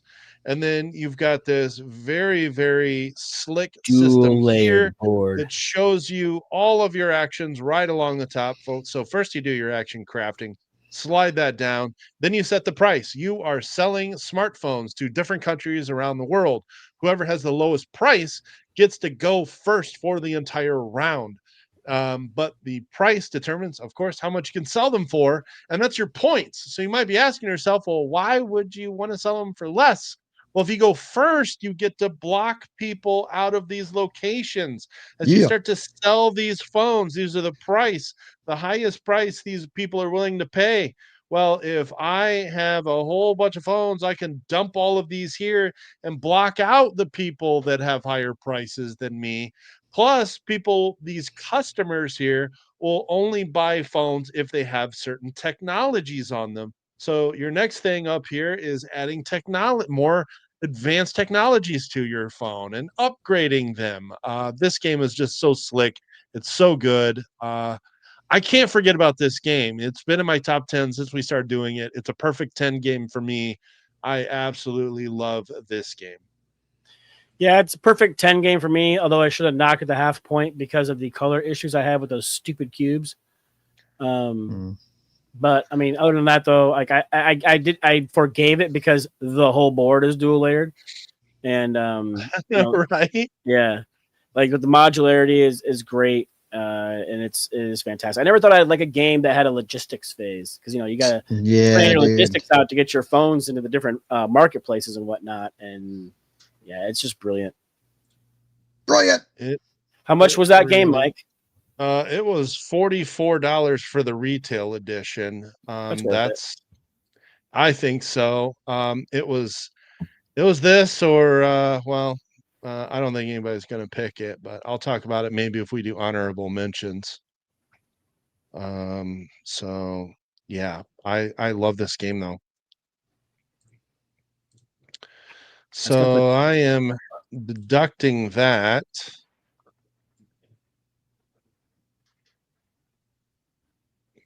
That leaves me with $72. And as I get smartphone kind of moved around here, you'll note that Tim has $110 to spend, so he gets the next pick. Let's go. I'm going to save my most exciting one for last. So I'm going to go with a $12 game here. It's a classic. I haven't played it in a minute, but I love this damn game, and I would buy it again in a heartbeat. And I'm talking about Marvel Remix for $12. Yeah, good one. That's what's up, man. This is basically like my favorite version of Fantasy Realms. I'm also just going to say Fantasy Realms is a great game. If you don't like the Marvel theme and you want to go with just like a straightforward fantasy theme, Fantasy Realms is going to do the trick for you. But I really dig the Marvel version. I like what it does with the villain and the way you kind of got to mitigate that and the way it makes you play the cards. And I find it a little bit easier because like the tags just simplify the gameplay a little bit more than Fantasy Realms does. But it's a lot easier to score too. And when you don't have those wilds in play, which I think can make scoring a lot more fiddly, even I kind of recommend using the app if you're still playing Fantasy Realms. Otherwise, I agree. This is definitely the preferred version. Yeah. So that's what's up. Marvel Remix, 12 doll hairs. Wow. I picked that game up. I have yet to play it. I remember you saying that the last time we talked about. You've never played this with us, Bob? I've played Fantasy Realms a bunch, but never Marvel Remix. Okay. I've seen you play it. Yeah. I mean, when we got it at Gen Con that one year, you were like, no, we don't want to play. And I was like, yeah. Fine. Friends and family only, Bob. Yeah, we're gonna make sure next time we hang Bob out. Hooper, not Bob Aberly. Get out of here. Yeah, we should play this in front of Bob next time we hang out. Like, sorry, Bob. This is. Oh, we should, but make uncomfortable eye contact the whole time. Please do. It helps. All right. Whoa. Holy shnikes. Serious eye contact. That's insane. In the back of a Volkswagen? Ooh, somewhere uncomfortable. Oh, the back of Bob. Oh. Yeah. Does that put me back up? No. Tim has $3 more. Woo, baby, let's go. Yes. Let's go. All right, I got 2 games left. I'm gonna save my big shocker for last. So coming in at $46.99 or $47. One of the greatest games with the ugliest box art you've ever seen. And I'm talking about Concordia, baby. The action selection, deck building. I kind of feel like there's a little bit of worker placement. Well, not really, but you're building those roads. Where you're building those roads, I feel like determines like what your actions are going to, like what you're doing with those cards and how they're resolving. It was like the closest I could get to worker placement. But yeah, hell yeah. Concordia is great. And yes, Evan, it's a top 5 game for me as well. Perennially, whatever. Perennially? Yeah, that's the one. Yeah. That's what I said. Booty trap. But yeah, man, it's a good time. Really love it. Never not down to play this. It was hard to keep this off my list. And I saw did. Andrew had it in the Discord. And I was like, well, I can't bump it just because Andrew had it. So but I thought hopefully he would be watching and then be like, let's go. It's amazing. Yeah. What up, Wayne? Yes. Big fan of Fred Drescher. Yeah. What do you mean broads don't belong in broadcasting? I was going to say broads don't belong in broadcasting. I do. Hell yeah. Wow. What's wrong with being sexy? Nothing. Not a damn thing. Not Evan couldn't a thing. live if there was a problem being sexy. Yeah. No, too sexy. Too sexy. No. Now can I go? Yes, you can. Tim's down to $54 and apparently just one game now. Yeah. Wow. I'm gonna come out ahead, like more ahead than I thought I was. All right. I might need to add another game. You might. Yeah, you can find a nice cheap game in there. Oh, dude. Craps. It's just 2d6s. 2d6s. So I really enjoy Trick Takers. And Mike introduced me to a new type of Trick Taker, one in which you use dice to take said tricks. And for $21, you can find yourself a copy of Mythical Dice, which is great. It's a fantastic game. You're drawing dice out of this. Drawing dice out of this bag and hiding them behind your screen. And they're all different colors and they have different number sequences. Like even the shitty dice has a 7 side on it. So it could probably beat some of the stronger dice that have all 5, 6, and 7s on it. And then you get the 3 mythical dice that have like a paper, rock, scissors thing kind of going on that beat each other. But even those dice have a fail side on them. So you might think you have the best die around. You roll that sucker because you want to play it. And you roll a flag, and now it doesn't win anything. And I love it when someone's trying to not take tricks, and so they roll their shitty gray die, and then they got a 7, and they're like, "Well, crap! Well, now what?" And they beat a red 7, which has 5s through 7s. Yeah. It's fantastic. It's got some cool things about it that I really enjoy. It reminds me a lot of a card game I used to play a ton back in the day, growing up with my grandma and grandpa and aunts and uncles and stuff like that. So, yeah, I would definitely scoop up a copy of Mythical Dice to add to my collection as I started. Wow, that's a good pick. How much you say you found that for? 21. Nice. Well, I am glad I took this off my list. Then it was in there for me too. I decided to do something else with that money. This is getting tough. It's getting tight like a tiger. Cramming all this crap in there. It's been down to 94. Right, that means Bob's got $74, which is still 2 more than me, which means you get to go again. Go again. Oh my gosh. Yeah.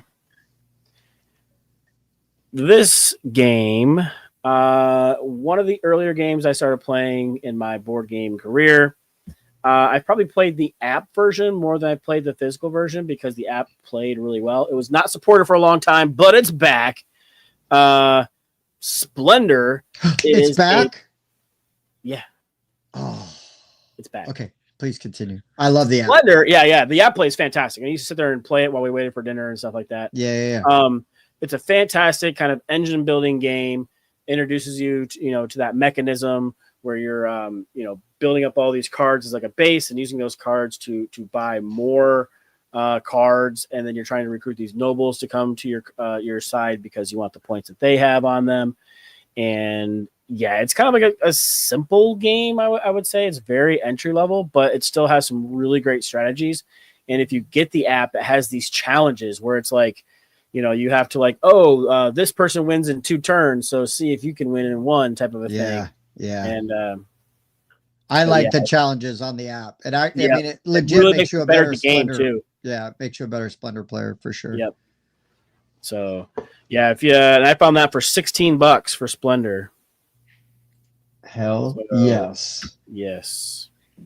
That's a good pick. I did consider that one. That one I still enjoy quite a bit. And yes, Evan, I had to have Castle Burgundy. It's one of my all-time favorites. I won't play you on BGA anymore because you're too good at it. No, that's not true. I took some time away from BGA, and I've been playing mostly like shorter games here lately. So, but no, Evan is ridiculous at Castle of Burgundy. I think he scored one of the highest scores I've ever seen. Wow. Like, I don't know. It's like there was one game where he had like 270 or something, which is nuts. I had my highest score with a new version. Last time I played it, it was like 259 or something. I was pretty happy with that. What'd you find that for, Bob? $14? 16. Jeez. Yeah, that's a steal. So it takes Yeah, you and down to if you wait and you're patient, you can find it new for that price too. Sometimes I've seen the yeah. sales happen where it goes down that much.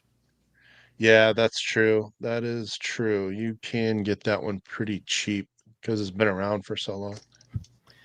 Keep in mind, Evan, a lot of these I did find they were used. So I didn't go all new and shrink. Some of mine are new and shrink, but a lot of them are not. Yeah. Tim and I went all new in shrink. So that is one difference in our shopping list here. I'm the bargain hunter. I definitely would have approached it differently, but it's fine. You get to see kind of a different way of building a collection here, I suppose. All viable and legit in their own ways. Yep. Yeah. Okay, I have $72 left. That one I already did. Spend that money. All right, let's go cheap again so I can buy myself more time to call my audible. Like to play big group games where you don't have to split people up, that has a lot of player interaction. I've got to have a bidding game in my collection, so damn well I will go out and buy Wine Cellar for $16 on nice. pick a website. I like this theme. I love the Dutray art, and I just love how elegant this game plays. So you're going to start with a hand of 8 wine cards, and they've got a number at the top. You're going to lay some wine cards out on the table, and then you're going to get dealt these client cards that are going to give you different ways to score bonuses at the end of the game, depending on the type of wine or the country of their origin. This will give you an idea of what cards you should be trying to buy out of the middle. So everybody's going to, like for sale, everybody simultaneously reveals, well, the second round of for sale. He already knows I'm a huge fan. I absolutely love this game. And everybody reveals their card, flips it over, and whoever has the highest bid gets first dibs on these wine cards. And then you take your wine cards, you put it in your tableau sideways because that's how wine is stored. And then at the end of 8 rounds, you are going to score all of your clients that have that in-game scoring bonus, and you're going to score your wine cards. The way these are done is clever. The top one scores the first row column, column. Second one scores the second, third. So this would be 3 points, 2 points, 6 points, 5 points. They didn't plan this out very well. They should have put this card at the top to get the 8 points, this card second to get the 8 points again, so on. Then this card third to get the 7 points. Yeah, Andrew, I did ask him about this, and there are clients that, here's the thing. The game tells you to play with the clients as public information, okay? And so there are particular promo clients that instead of having a 2, a 3, and like different ways to score, they give you only one option to score and they're worth more. Well, the thing is that if you leave it face up and you just let people keep taking that, of course they're going to beat you. So you need to intentionally try and take the card that people are going to get the bonus on, because instead of getting just 2 or 3, I think it's like 6. It's a lot more points because there's only one option instead of 2. So it just forces you to take the cards that person is going to take. And these cards are face up, yeah, I'm pretty sure it is from a promo, but either way, it's public info. So block them, take their hate draft, take the card. That's how I've been able to stop people with those particular clients. I will say, you say you're supposed to store wine on its side, but I usually just take all my boxes and line them up in the fridge. Yeah. Yeah. Yeah, I think that's the good way to store boxed wine. Yes. Or Find one of them. you could take them out Here of it the is. box and just have the bags laying, Ooh, yeah. just Here big it is. wine So- bladders. Wine bladder. You get no country bonuses, but you will get 6 if you're able to pick up these types of wines. And so, of course, this person went crazy. If you see somebody with that many of those, you've just got to start drafting them. Yeah. That's the way it is. This game does. If somebody has one of these cards, you have to take those bottles. You from can't them. just let them play their game. You gotta interact. You got to be So- proactive. And I don't necessarily think that takes you out of your own strategy, because there's a lot of different ways to score in this game. So yeah, wine cellar. Well, Evan, you can't pitch a game with an awesome title like Wine Bladder. Chad's not going to pick that up. He doesn't make any good games. That's right. Wine bladder. That's right. If we had a game, Chad would have the balls to sign a good game called Wine Bladder. Actually, here's somebody Oh, that God. said they had one of the promo cards, which is the client here, and they lost. So it's doable. Yep. It is doable. And I don't think it's one of those, like, I know there's some games where it's like, oh, well, if you have this one in game, like, you can't lose and people have to go out of their way to beat you. I don't think it's to that extent. No. But anyway, for $16, it supports 8. It plays in 20 minutes. Every time I play this, it ends up like we're playing it like 3 times in a row. So updating my totals here. I'm just doing my bookkeeping. That's gonna take me down to $58. Ooh, that's a tie with Bob. Order doesn't change. You're still up. Wait, I'm sorry, it's $56. I can't. Never do mind. that. Your math is bad. I'm up. Yep. All right. Jeez, this thing's getting busy. So Can't read it. Can't read it. What? Oh. There's too many numbers on the screen. That's yeah. So I've been thinking about taking this game off of my list because it was already mentioned, but I can't, because if I was starting a collection, even though somebody in my friend group has this game, I would want my own copy, because not only is the box art amazing, the gameplay is fantastic. I love me some Forges of Ravenshire. I played this I know game. Sam Stockton's not watching, but I want it noted. I had it on my list before Bob did.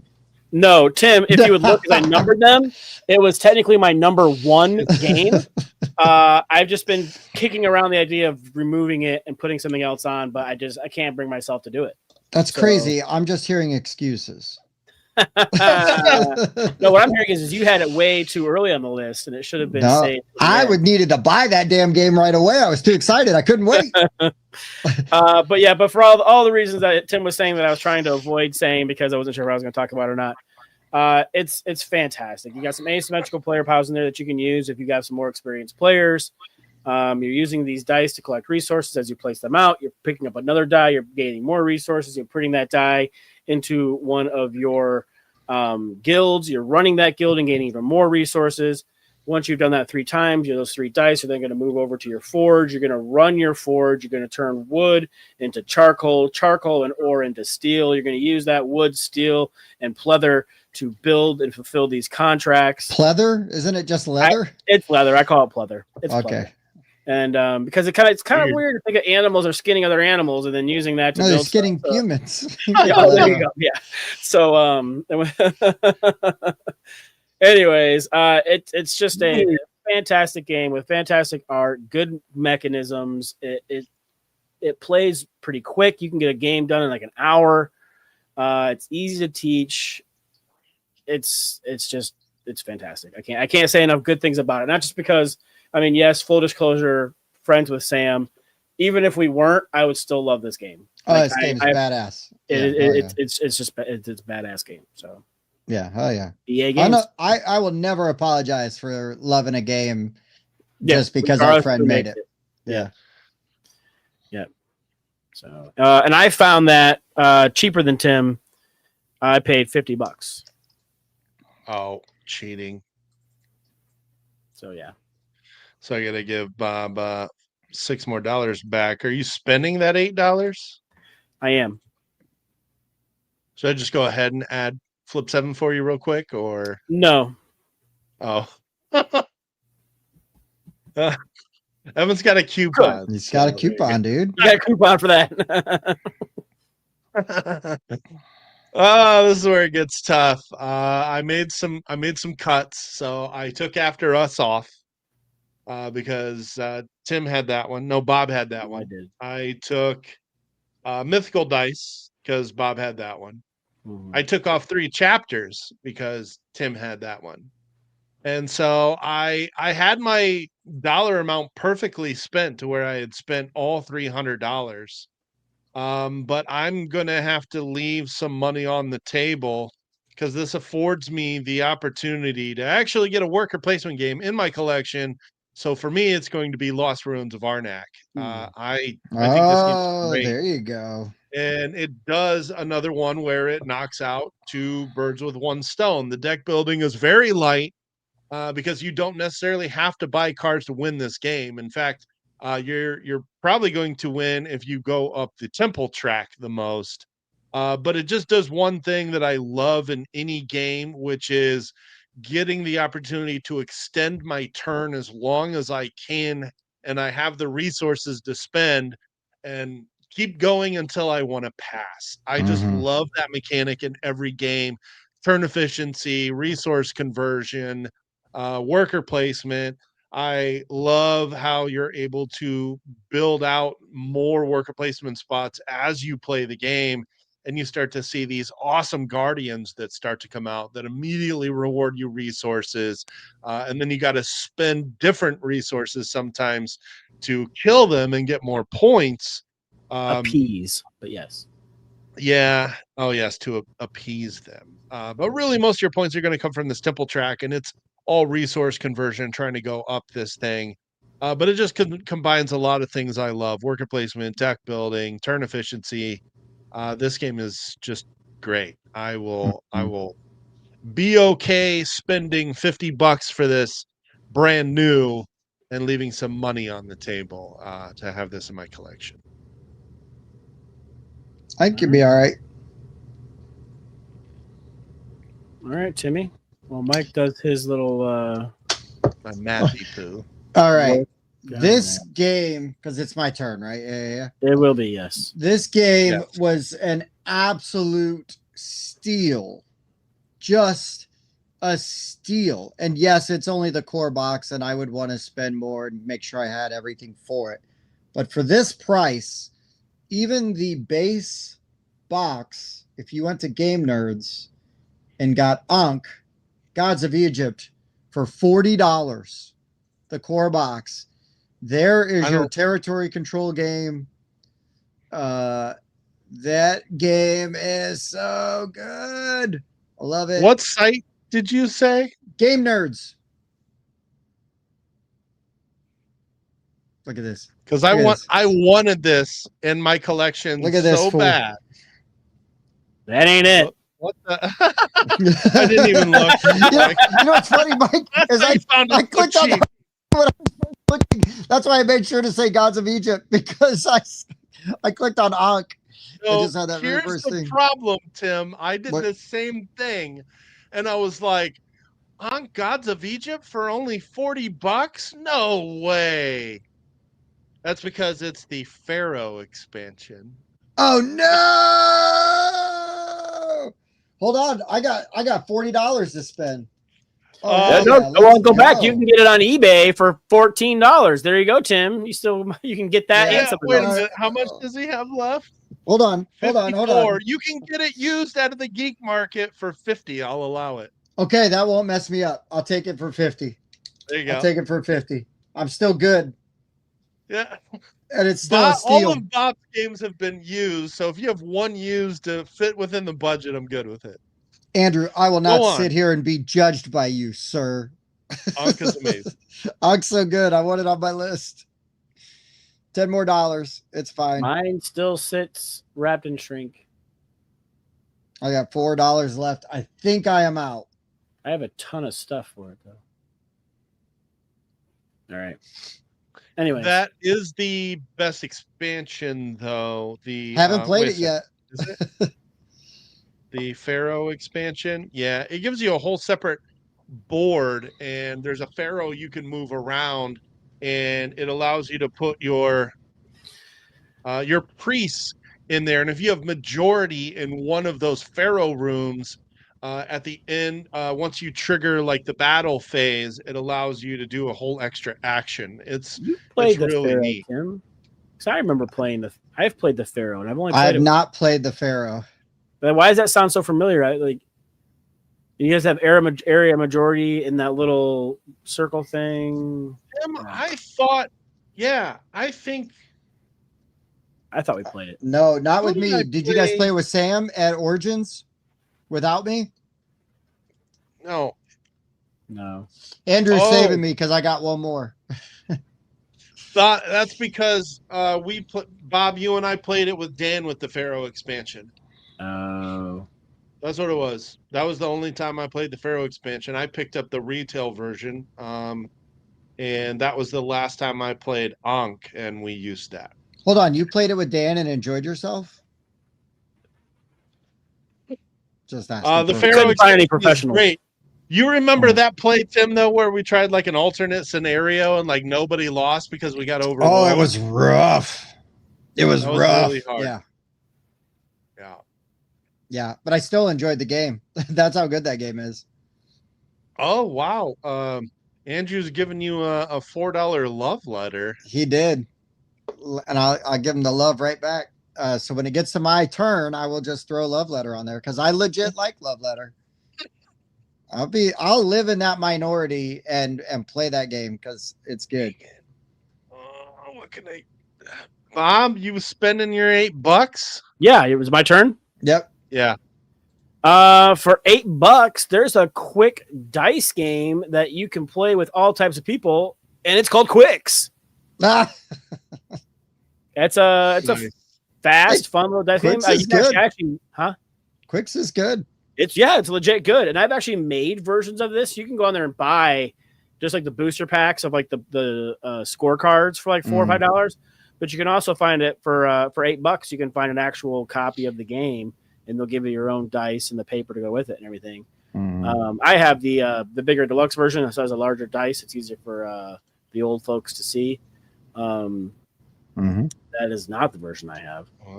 Mike is friggin' putting on there. The other one was better. Yeah, I was gonna dig a little more, but I just took the first one I could find that looked more modern. That's fine.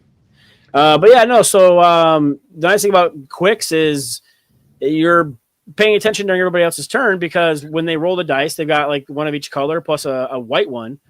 And the white die is community die. You can take that die and another die and mark some stuff off. But when it's your turn, you get to mark off like multiple things if you want to. So, yeah, this is a really fun, quick little dice game that you're just trying to mark off these spots and score points, and you're locking out colors by getting all the way to the end. And yeah, hell yeah. I've had this game Nice. forever. So Forever. yeah, it was one of the first ones I had in my collection. So Nice. Okay.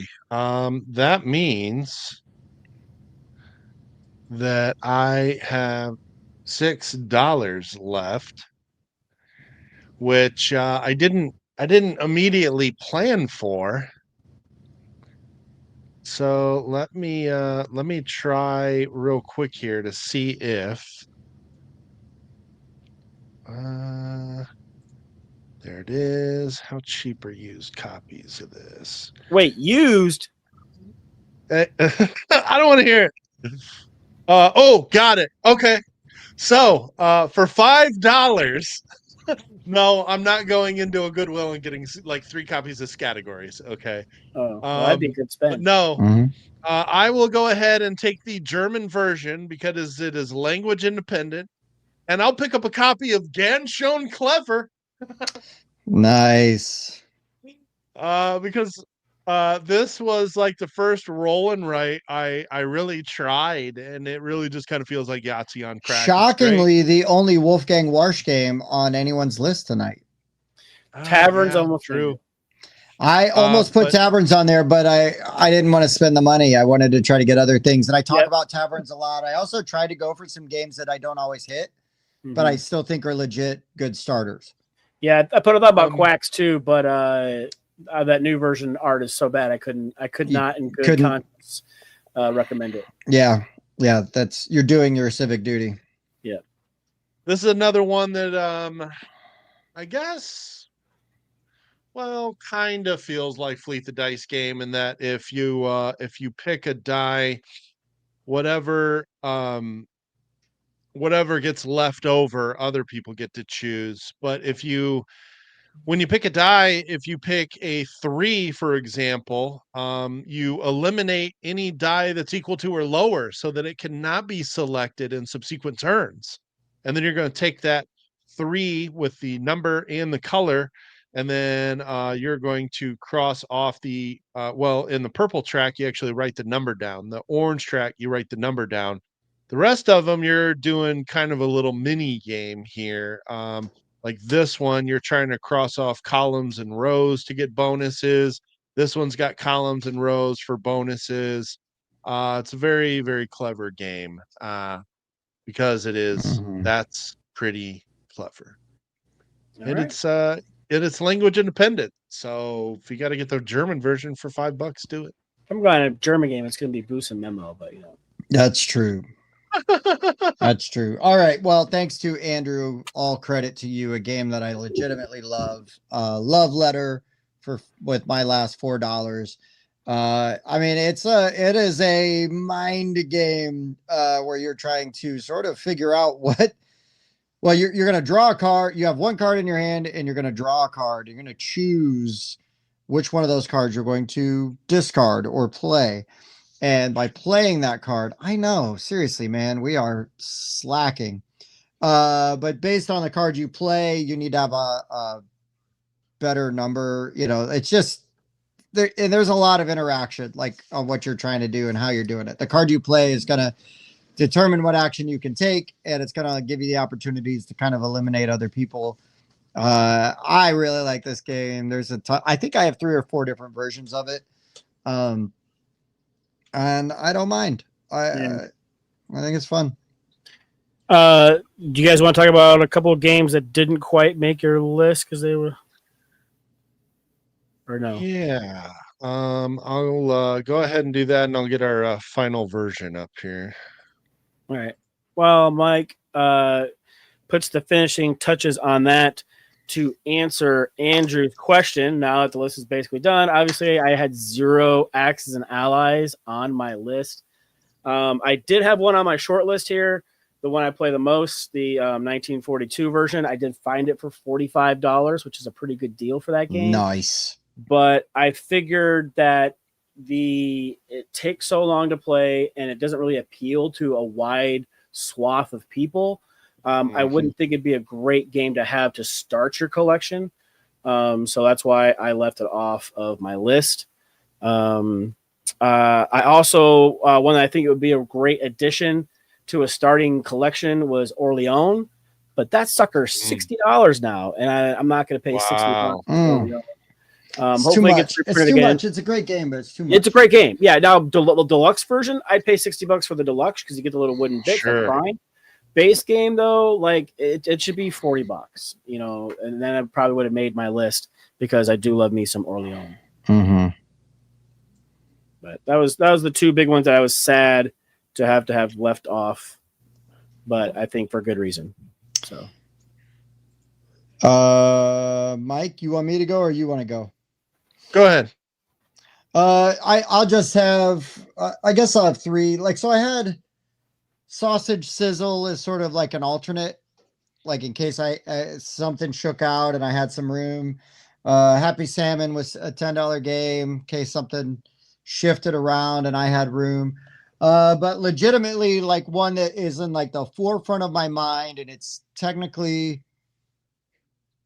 it's a game, but it's not a board game, and it's because for my daughter's birthday, we're going to be traveling on her birthday. So we're doing her birthday this weekend instead, a week early. She's having a sleepover. Well, she not just have a sleepover, she wants me to teach her friends how to play D&D.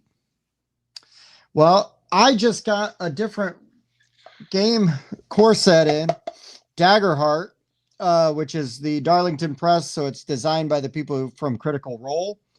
And it's a little simpler, a little more straightforward. And so I'm going to do Daggerheart with them. I got this set for like $54. And it comes with the core book, and then it's like another box that's like full of the cards that you use for character creation and everything like that. And so it's a really interesting, unique system. But I thought, man, because I've been really starting to dabble and get looking back into my role-playing game collection and looking at that stuff. And oh, did he really, Evan? That's awesome. I'm gonna have to give him a shout out because it looks amazing. But yeah, man, this just has a really unique dice system that I think the kids are gonna really like. So the game master rolls a D20 for their things. The players roll 2 D12s, so they have better chances of success. But one is a hope die and one is a fear die. So because you're gonna roll your 2 D12s, you're gonna add them together. If your fear die is higher, you still succeed, but you may have a slightly negative effect to your success. And then the game master gets a point of fear, which then they can use, and they can spend that to intervene and kind of do things. But the players, if you succeed and you have a higher roll on your hope die, you get these hope points, and you use those hope points to trigger like special abilities that your character has, or to help your teammates, right? Like I'm going to add a D6 to your roll now because I've got a hope die, you know? So like you can spend them and contribute in ways like that. It's a lot more free flowing than D&D. So it's more narrative based than just like, hey, than D&D. And so I'm really excited to get this to the table. And, like Mallory's super excited to play it. Her friends are super excited. It's got some really cool, crazy character classes and things you can do. So I'm really hyped for it. And I was really tempted to put it on my list. But if I was going to drop $56 on a game, which is about what I paid for this, I had to do Forges because I love Forges. And that is just an all-out banger. But so shout out to Daggerheart. I'm really excited about that. After the Empire. Wait, you can get that for $35 now? That can't be the one with all the plastic dudes in it. It's got to be the cube. Oh wait, no wait. After the Empire, I was thinking Empire's End. Yeah, after Oh, the no. Empire. That can't be the good version. That's what I'm saying. There's no way. I didn't even try to put it on my list because I figured it was going to be like $70. Yeah. Son of a gun. Missed opportunity. Sorry, Evan. We still love you though. Yeah. Anyways, Mike, what do you got? I'm sorry. No, you're good. I will push back on this a little bit, Andrew. Low overhead rules for Axis and Allies. Maybe the base rules, like, okay, buy your stuff, move your troops to combat, but with all like the amphibious assaults and the bombing raids and all the, artillery supporting infantry and all that is a little bit more than light on the rules, that's for sure. Anyways. You know what game, if I'm getting an Axis and Allies style game, what do we pay? $80 for it, Bob? Which one? Song for War. Oh, yeah. Yeah, it was like $80. It was pretty good. It was like, for that game, we were shocked at like the price of it. Because there's a lot of bits in there. Oh, so many bits. It's gonna be good. Oh, it's so good. I can't wait. All right, Mike, I'm sorry. Oh, you're good. I mentioned the ones I took out due to crossover. Mythical Dice, 3 chapters. But the ones that I could have snuck on my list pretty easily would be the other version of Splendor, Splendor Duel. I think that is the best version of Splendor. That board support 6, Mike. Son of a. But no, Splendor. Well, and most of my plays of Splendor are 2-player. I've played Splendor 50 times, and I would say at least half of those were at 2-player. And it's like, well, if I'm going to do that, I might as well play Duel. Duel is a better version. It's got different win conditions. It adds that board, so now it's got a timing element. Instead of you just grabbing any chip you want, it's got to be available on that board. And then when you spend the chips from your supply, they go into a bag, and now you have to spend an action to refresh the board from the bag. So if somebody's hoarding a bunch of chips, there aren't a whole lot that are going to go back out on that board. I think that is a great mechanic to an already very good game.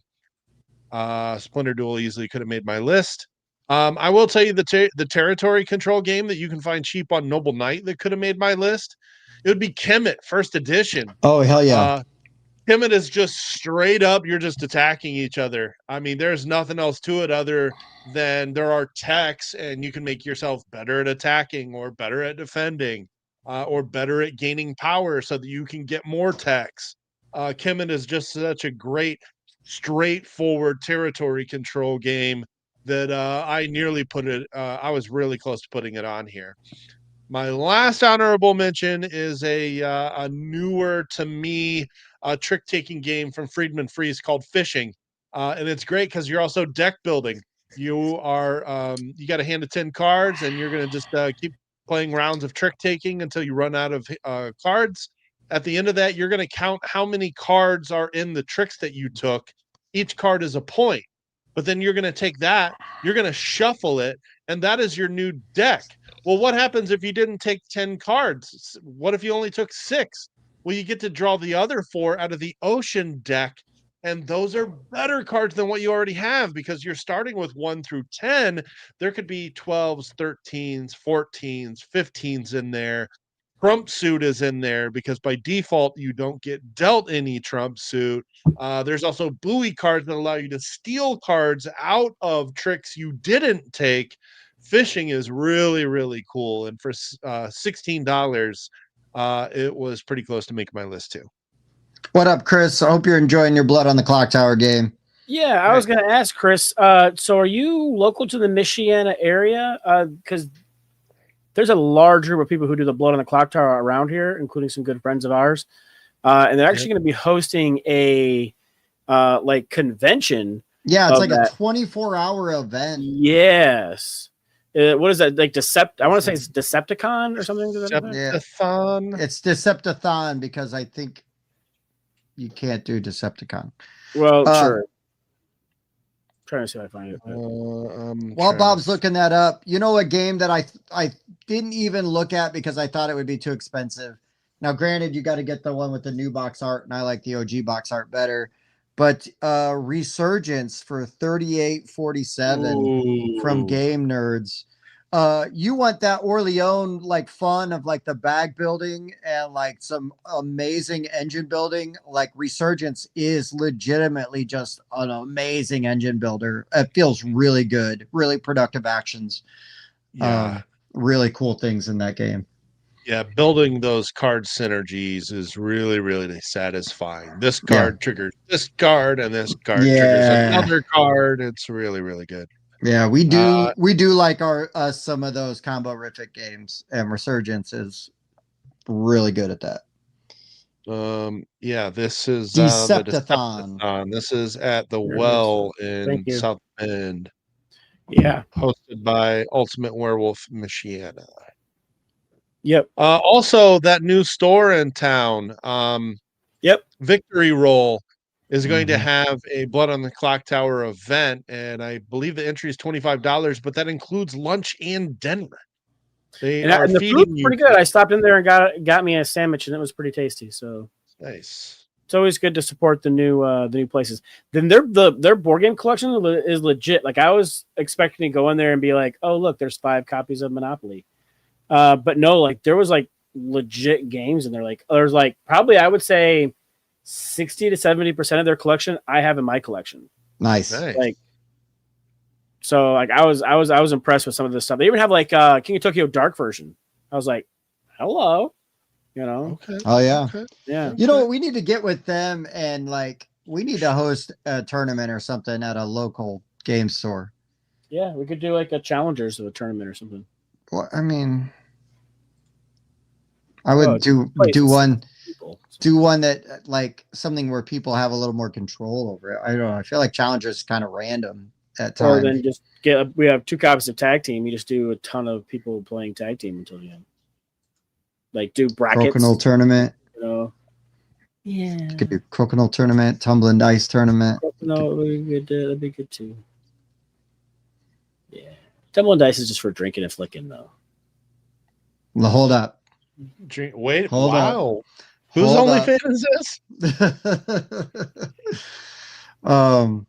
He's Drinking and flicking on the top. He just flick these beans, and then you try to get them to land on the right spot. You know. Is John DeClares coming out with an auto battler? Oh, hello. I'm already very interested in Mythic Lands, the new version of Mythic Vale. Mystic Vale. I can only get Mystic so Vale. around. Mystic Lands. Jeez. Get it right, Mike. That sounds cool, though. Well, Mike, why don't you flash that collection up there one last time? Yeah, one more time for the Just last let time. everybody One see more what we again. got. This was really fun. This was a really fun right. exercise. Worked out pretty well. Here's a quick thing. So pick a game off of each of our shelves that you would want to go over and play. I may. So like I got to pick something off of Bob's shelf and. Yep. I may download this graphic and stick it in our Patreon for those of you that are on there. So you got the cheater version of the list. I have picked 2 games. I have picked one from Tim's and I have picked one from Mike's. Okay, so like it doesn't matter if I have this game or not. I'm just picking a game. Correct. Of the games that I have bought to start my collection. Okay. What game would you like to come over and play? Okay. Got him. And no changing your mind once names are announced. I'm only changing it if it's not actually. I don't want to spoil it. Like I want to get one from each of you. Yeah. But I can't tell if this one was Mike's or yours. You don't remember? It's only been like 2 hours. Yeah. I thought you said it, but okay. Are we good? You said it. You said it. Yeah. We're good. All right. From Mike, I would like to go play Castles of Burgundy. And from Tim, I would like to play Forges of Ravenshire. Hell yeah. So Forges is 56 and 50 because I found mine for 56 and Bob got his used for $50. Yep. Hey, what up, Andrew? Good to see you, buddy. We're going to be excited because Mike's got a copy of 3 Tricky Pigs coming, and looking forward to playing that. All right, Mike. Yeah, I wish they had Yeah. timestamps already. Thank you, Andrew. I know. Thank Oh, you. God bless you. And other Andrew, just make sure you notice what's right under my very finely trimmed beard there. Pandering. And I paid full price for it. I didn't look for it used. So Nice. Okay. I've never played Concordia with Tim. Like all-time favorite game, and we've never played it together. I know. We always talk about how much we love it. We've never played it together. I brought it to so many meetups, but it's like, we're just gonna play new games. So Yeah. this one's just gonna be heavy to carry. And then Bob, I've been wanting to play Clank Catacombs again, especially we keep digging a little further into that Clank campaign. I'd love to go back and play Catacombs again. Okay. We get done with the campaign, we get to use those character decks to play through Catacombs. Juicy. Just saying. All right. So my two, it's funny you say that, Mike, because Clank Catacombs was what I couldn't remember who talked about it because it's so close to some of Mike's games. But Yeah. Clank Catacombs, even though I own it, like I just, it's my favorite version of Clank. I do love Legacy, don't get me wrong. But Yeah. like Legacy aside, I just love Catacombs. Haven't played it in a minute, so I'd love to get it back to the table. And then right next to it, another game that I own, haven't played in a minute, but it's freaking fantastic, is Smartphone Inc. I'd love to play Smartphone Inc. again. Nice. And I do love Lamp. All right. Cool. That was a So fun there you Oh, go. That that was is a the good little game games there. we have bought with $300. Yeah. Yeah. And now, just if for anybody wants fun- to give me $300, I would love to go buy those. Yeah. Even though I own one. I approached it as I don't have any games. What Correct. games would I start my collection with today? So that's why there's a mix of new and old. Hey. Yay. Oh man. Oh, sorry. Love you. Hope you There you enjoy them, go. dude. Like, let us Yeah. know. Let us know. Have you played any of those before? And if you haven't, let us know in What the you think. Discord on the comments what you played, what'd you think of it. Mike said that if any of them you're not happy with, he will buy off of you at retail price. Full retail. Full retail. That's right. That's Mike how pays full confident- sentimental value and retail value.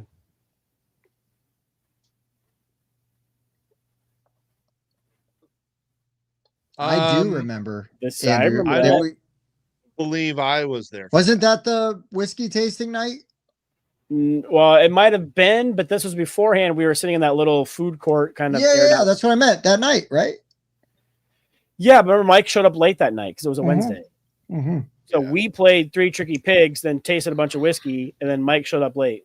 Yeah, because we I had to still do got all the fun stuff We before still Mike got to got there. taste whiskey, but he did. Yeah, not get but to you play didn't Three do Tricky Malort Pigs. shot with us. That's right. That was Malort that's Day. right. That's the night I showed up, and you guys were 10 minutes into a 4-player Commander game. That's right. That's right. Hey, That was Mike, awesome. you're just getting here. Let's start an hour-long game. Well, it would have gone faster if Spencer wasn't playing with us. I mean, the decks we were playing were all pretty fast and high-powered decks. I'm just They saying. were. They were. They were. Also, we were like, "Oh shit, Mike's here. Let's stall so that we don't Quick, have to do play something he anything doesn't with like. him." Yeah. Fair. Oh man, this was awesome. Oh, Mike, I haven't told you yet, but congratulations on getting a little bit of Sauce Gardner and your team. It's only gonna help. Yeah, that's nice. Yeah, an elite shutdown corner certainly can't hurt. Hopefully, Daniel Jones is worth building around. I'm Yeah. just gonna say, look, man, two current Notre Dame coaches had a big hand in his development, and so you're welcome. Hey, we got rid of our manager guy, so huzzah. Yeah. 26 years That'll be later. good. Yeah. Do you think your coach is next? I don't. I think he does enough unique things with some of his like plays and whatnot. I think that we need a new quarterback. We need to get rid of Tua. We need to free up that salary cap and pick somebody else. I don't think he's the guy to do it. Trevor. That is so good. Mike, do you see that comment?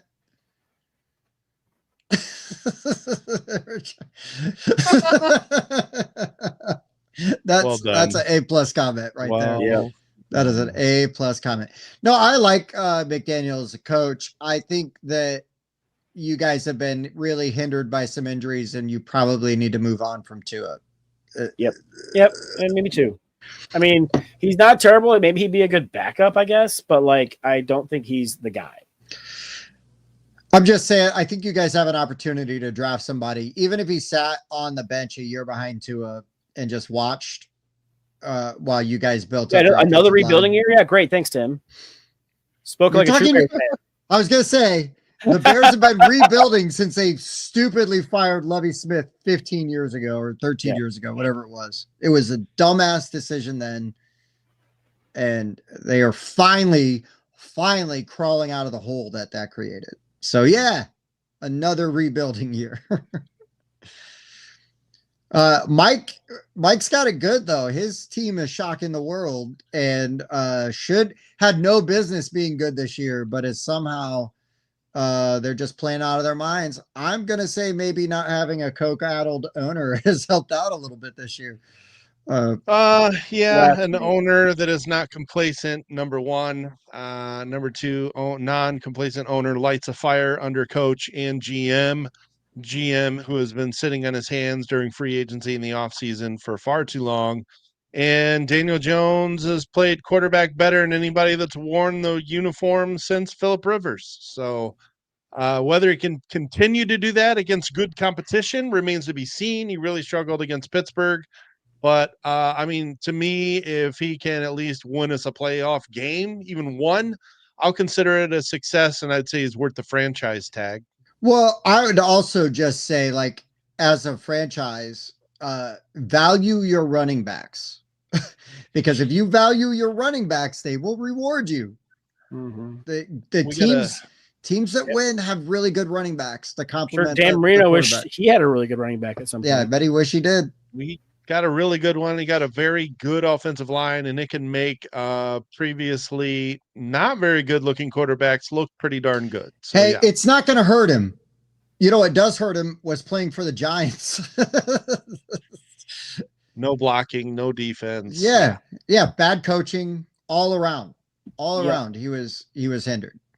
Not to say I'm not, who knows? Is he Sam Darnold? Like, is he going to disappear next year? Or it just sounds like he's not smart and Darnold. Sam Darnold's been very good this year too, so not a fluke. Yeah. Also came up through a trash organization that expected him to do too much.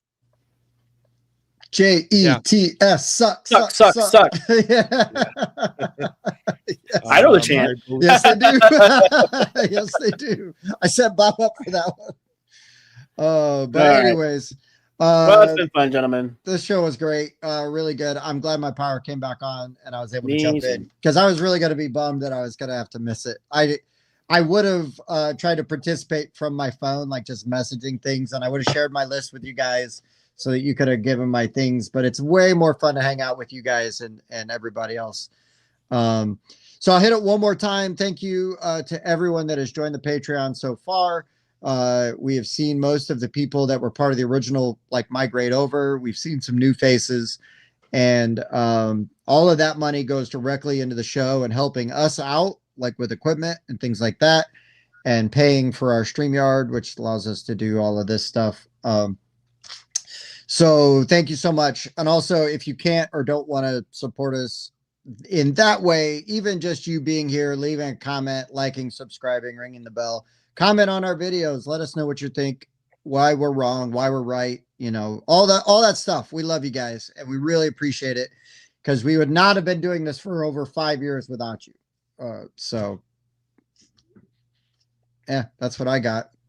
Mm-hmm. Yeah, no, I concur. Keep an eye out for new vids coming up because they'll be dropping as soon as Mike gets them done. Mike's doing great. Yeah, Mike's doing great. I mean, it'd be nice to have a professional but we will settle for Mike while we can. Oh man, you almost make me wait. Maybe whiskey. I mean, that's just never going to be not funny. It's Sorry. never not going to be funny. Also, Mike, really need you to fix that board game graphic and get a lot of block text in there, please. For the love of God. Yeah, let me erase all that work. But hey, if you're in the Patreon, I downloaded that image. I'm going to drop it in there, so you got a spoiler image if you want to see it. So there's that. Also, yeah, and there'll be a live play helps of River Valley Glassworks going live on that Patreon tomorrow. Yes, a play of next us. week. Join us when Tony Lawhorn comes back. We're going to finish our favorite bands of all time. 2 weeks ago, we did 11 through 20. But next week, it is 10 through 1, our favorite bands of all time. Also, we're going to be doing a PAX Unplugged list that will go live next week. So if you want to know what games to check out for PAX, look for that next And week. we got a guest star for that one. I'm excited. We don't normally do guest stars with our pre-recorded shows. So But this time we are. yeah. And you'll have to tune in to find out. Yeah, we'll keep it as a surprise. Surprise. All right, boys. Anything else before we sign off? Es todo para mí. No, let's be done. Okay, Dr. Jones. For the Board Game Rundown, I've been Tim. Bob. I'm 7-2. Yeah, you are. So much love, guys. We'll see you next time. Thank you so much. Bye. Go Colts. Do you like to party? I do like to party. I also like to party. I like to party. A 7.3. This is a great party. Repeating. We should party more often. Heating. I do like to Heating. Okay. I also like to party. I also like to party. I like to party. I like to party. We should party more often. Okay. This is a great party. Okay.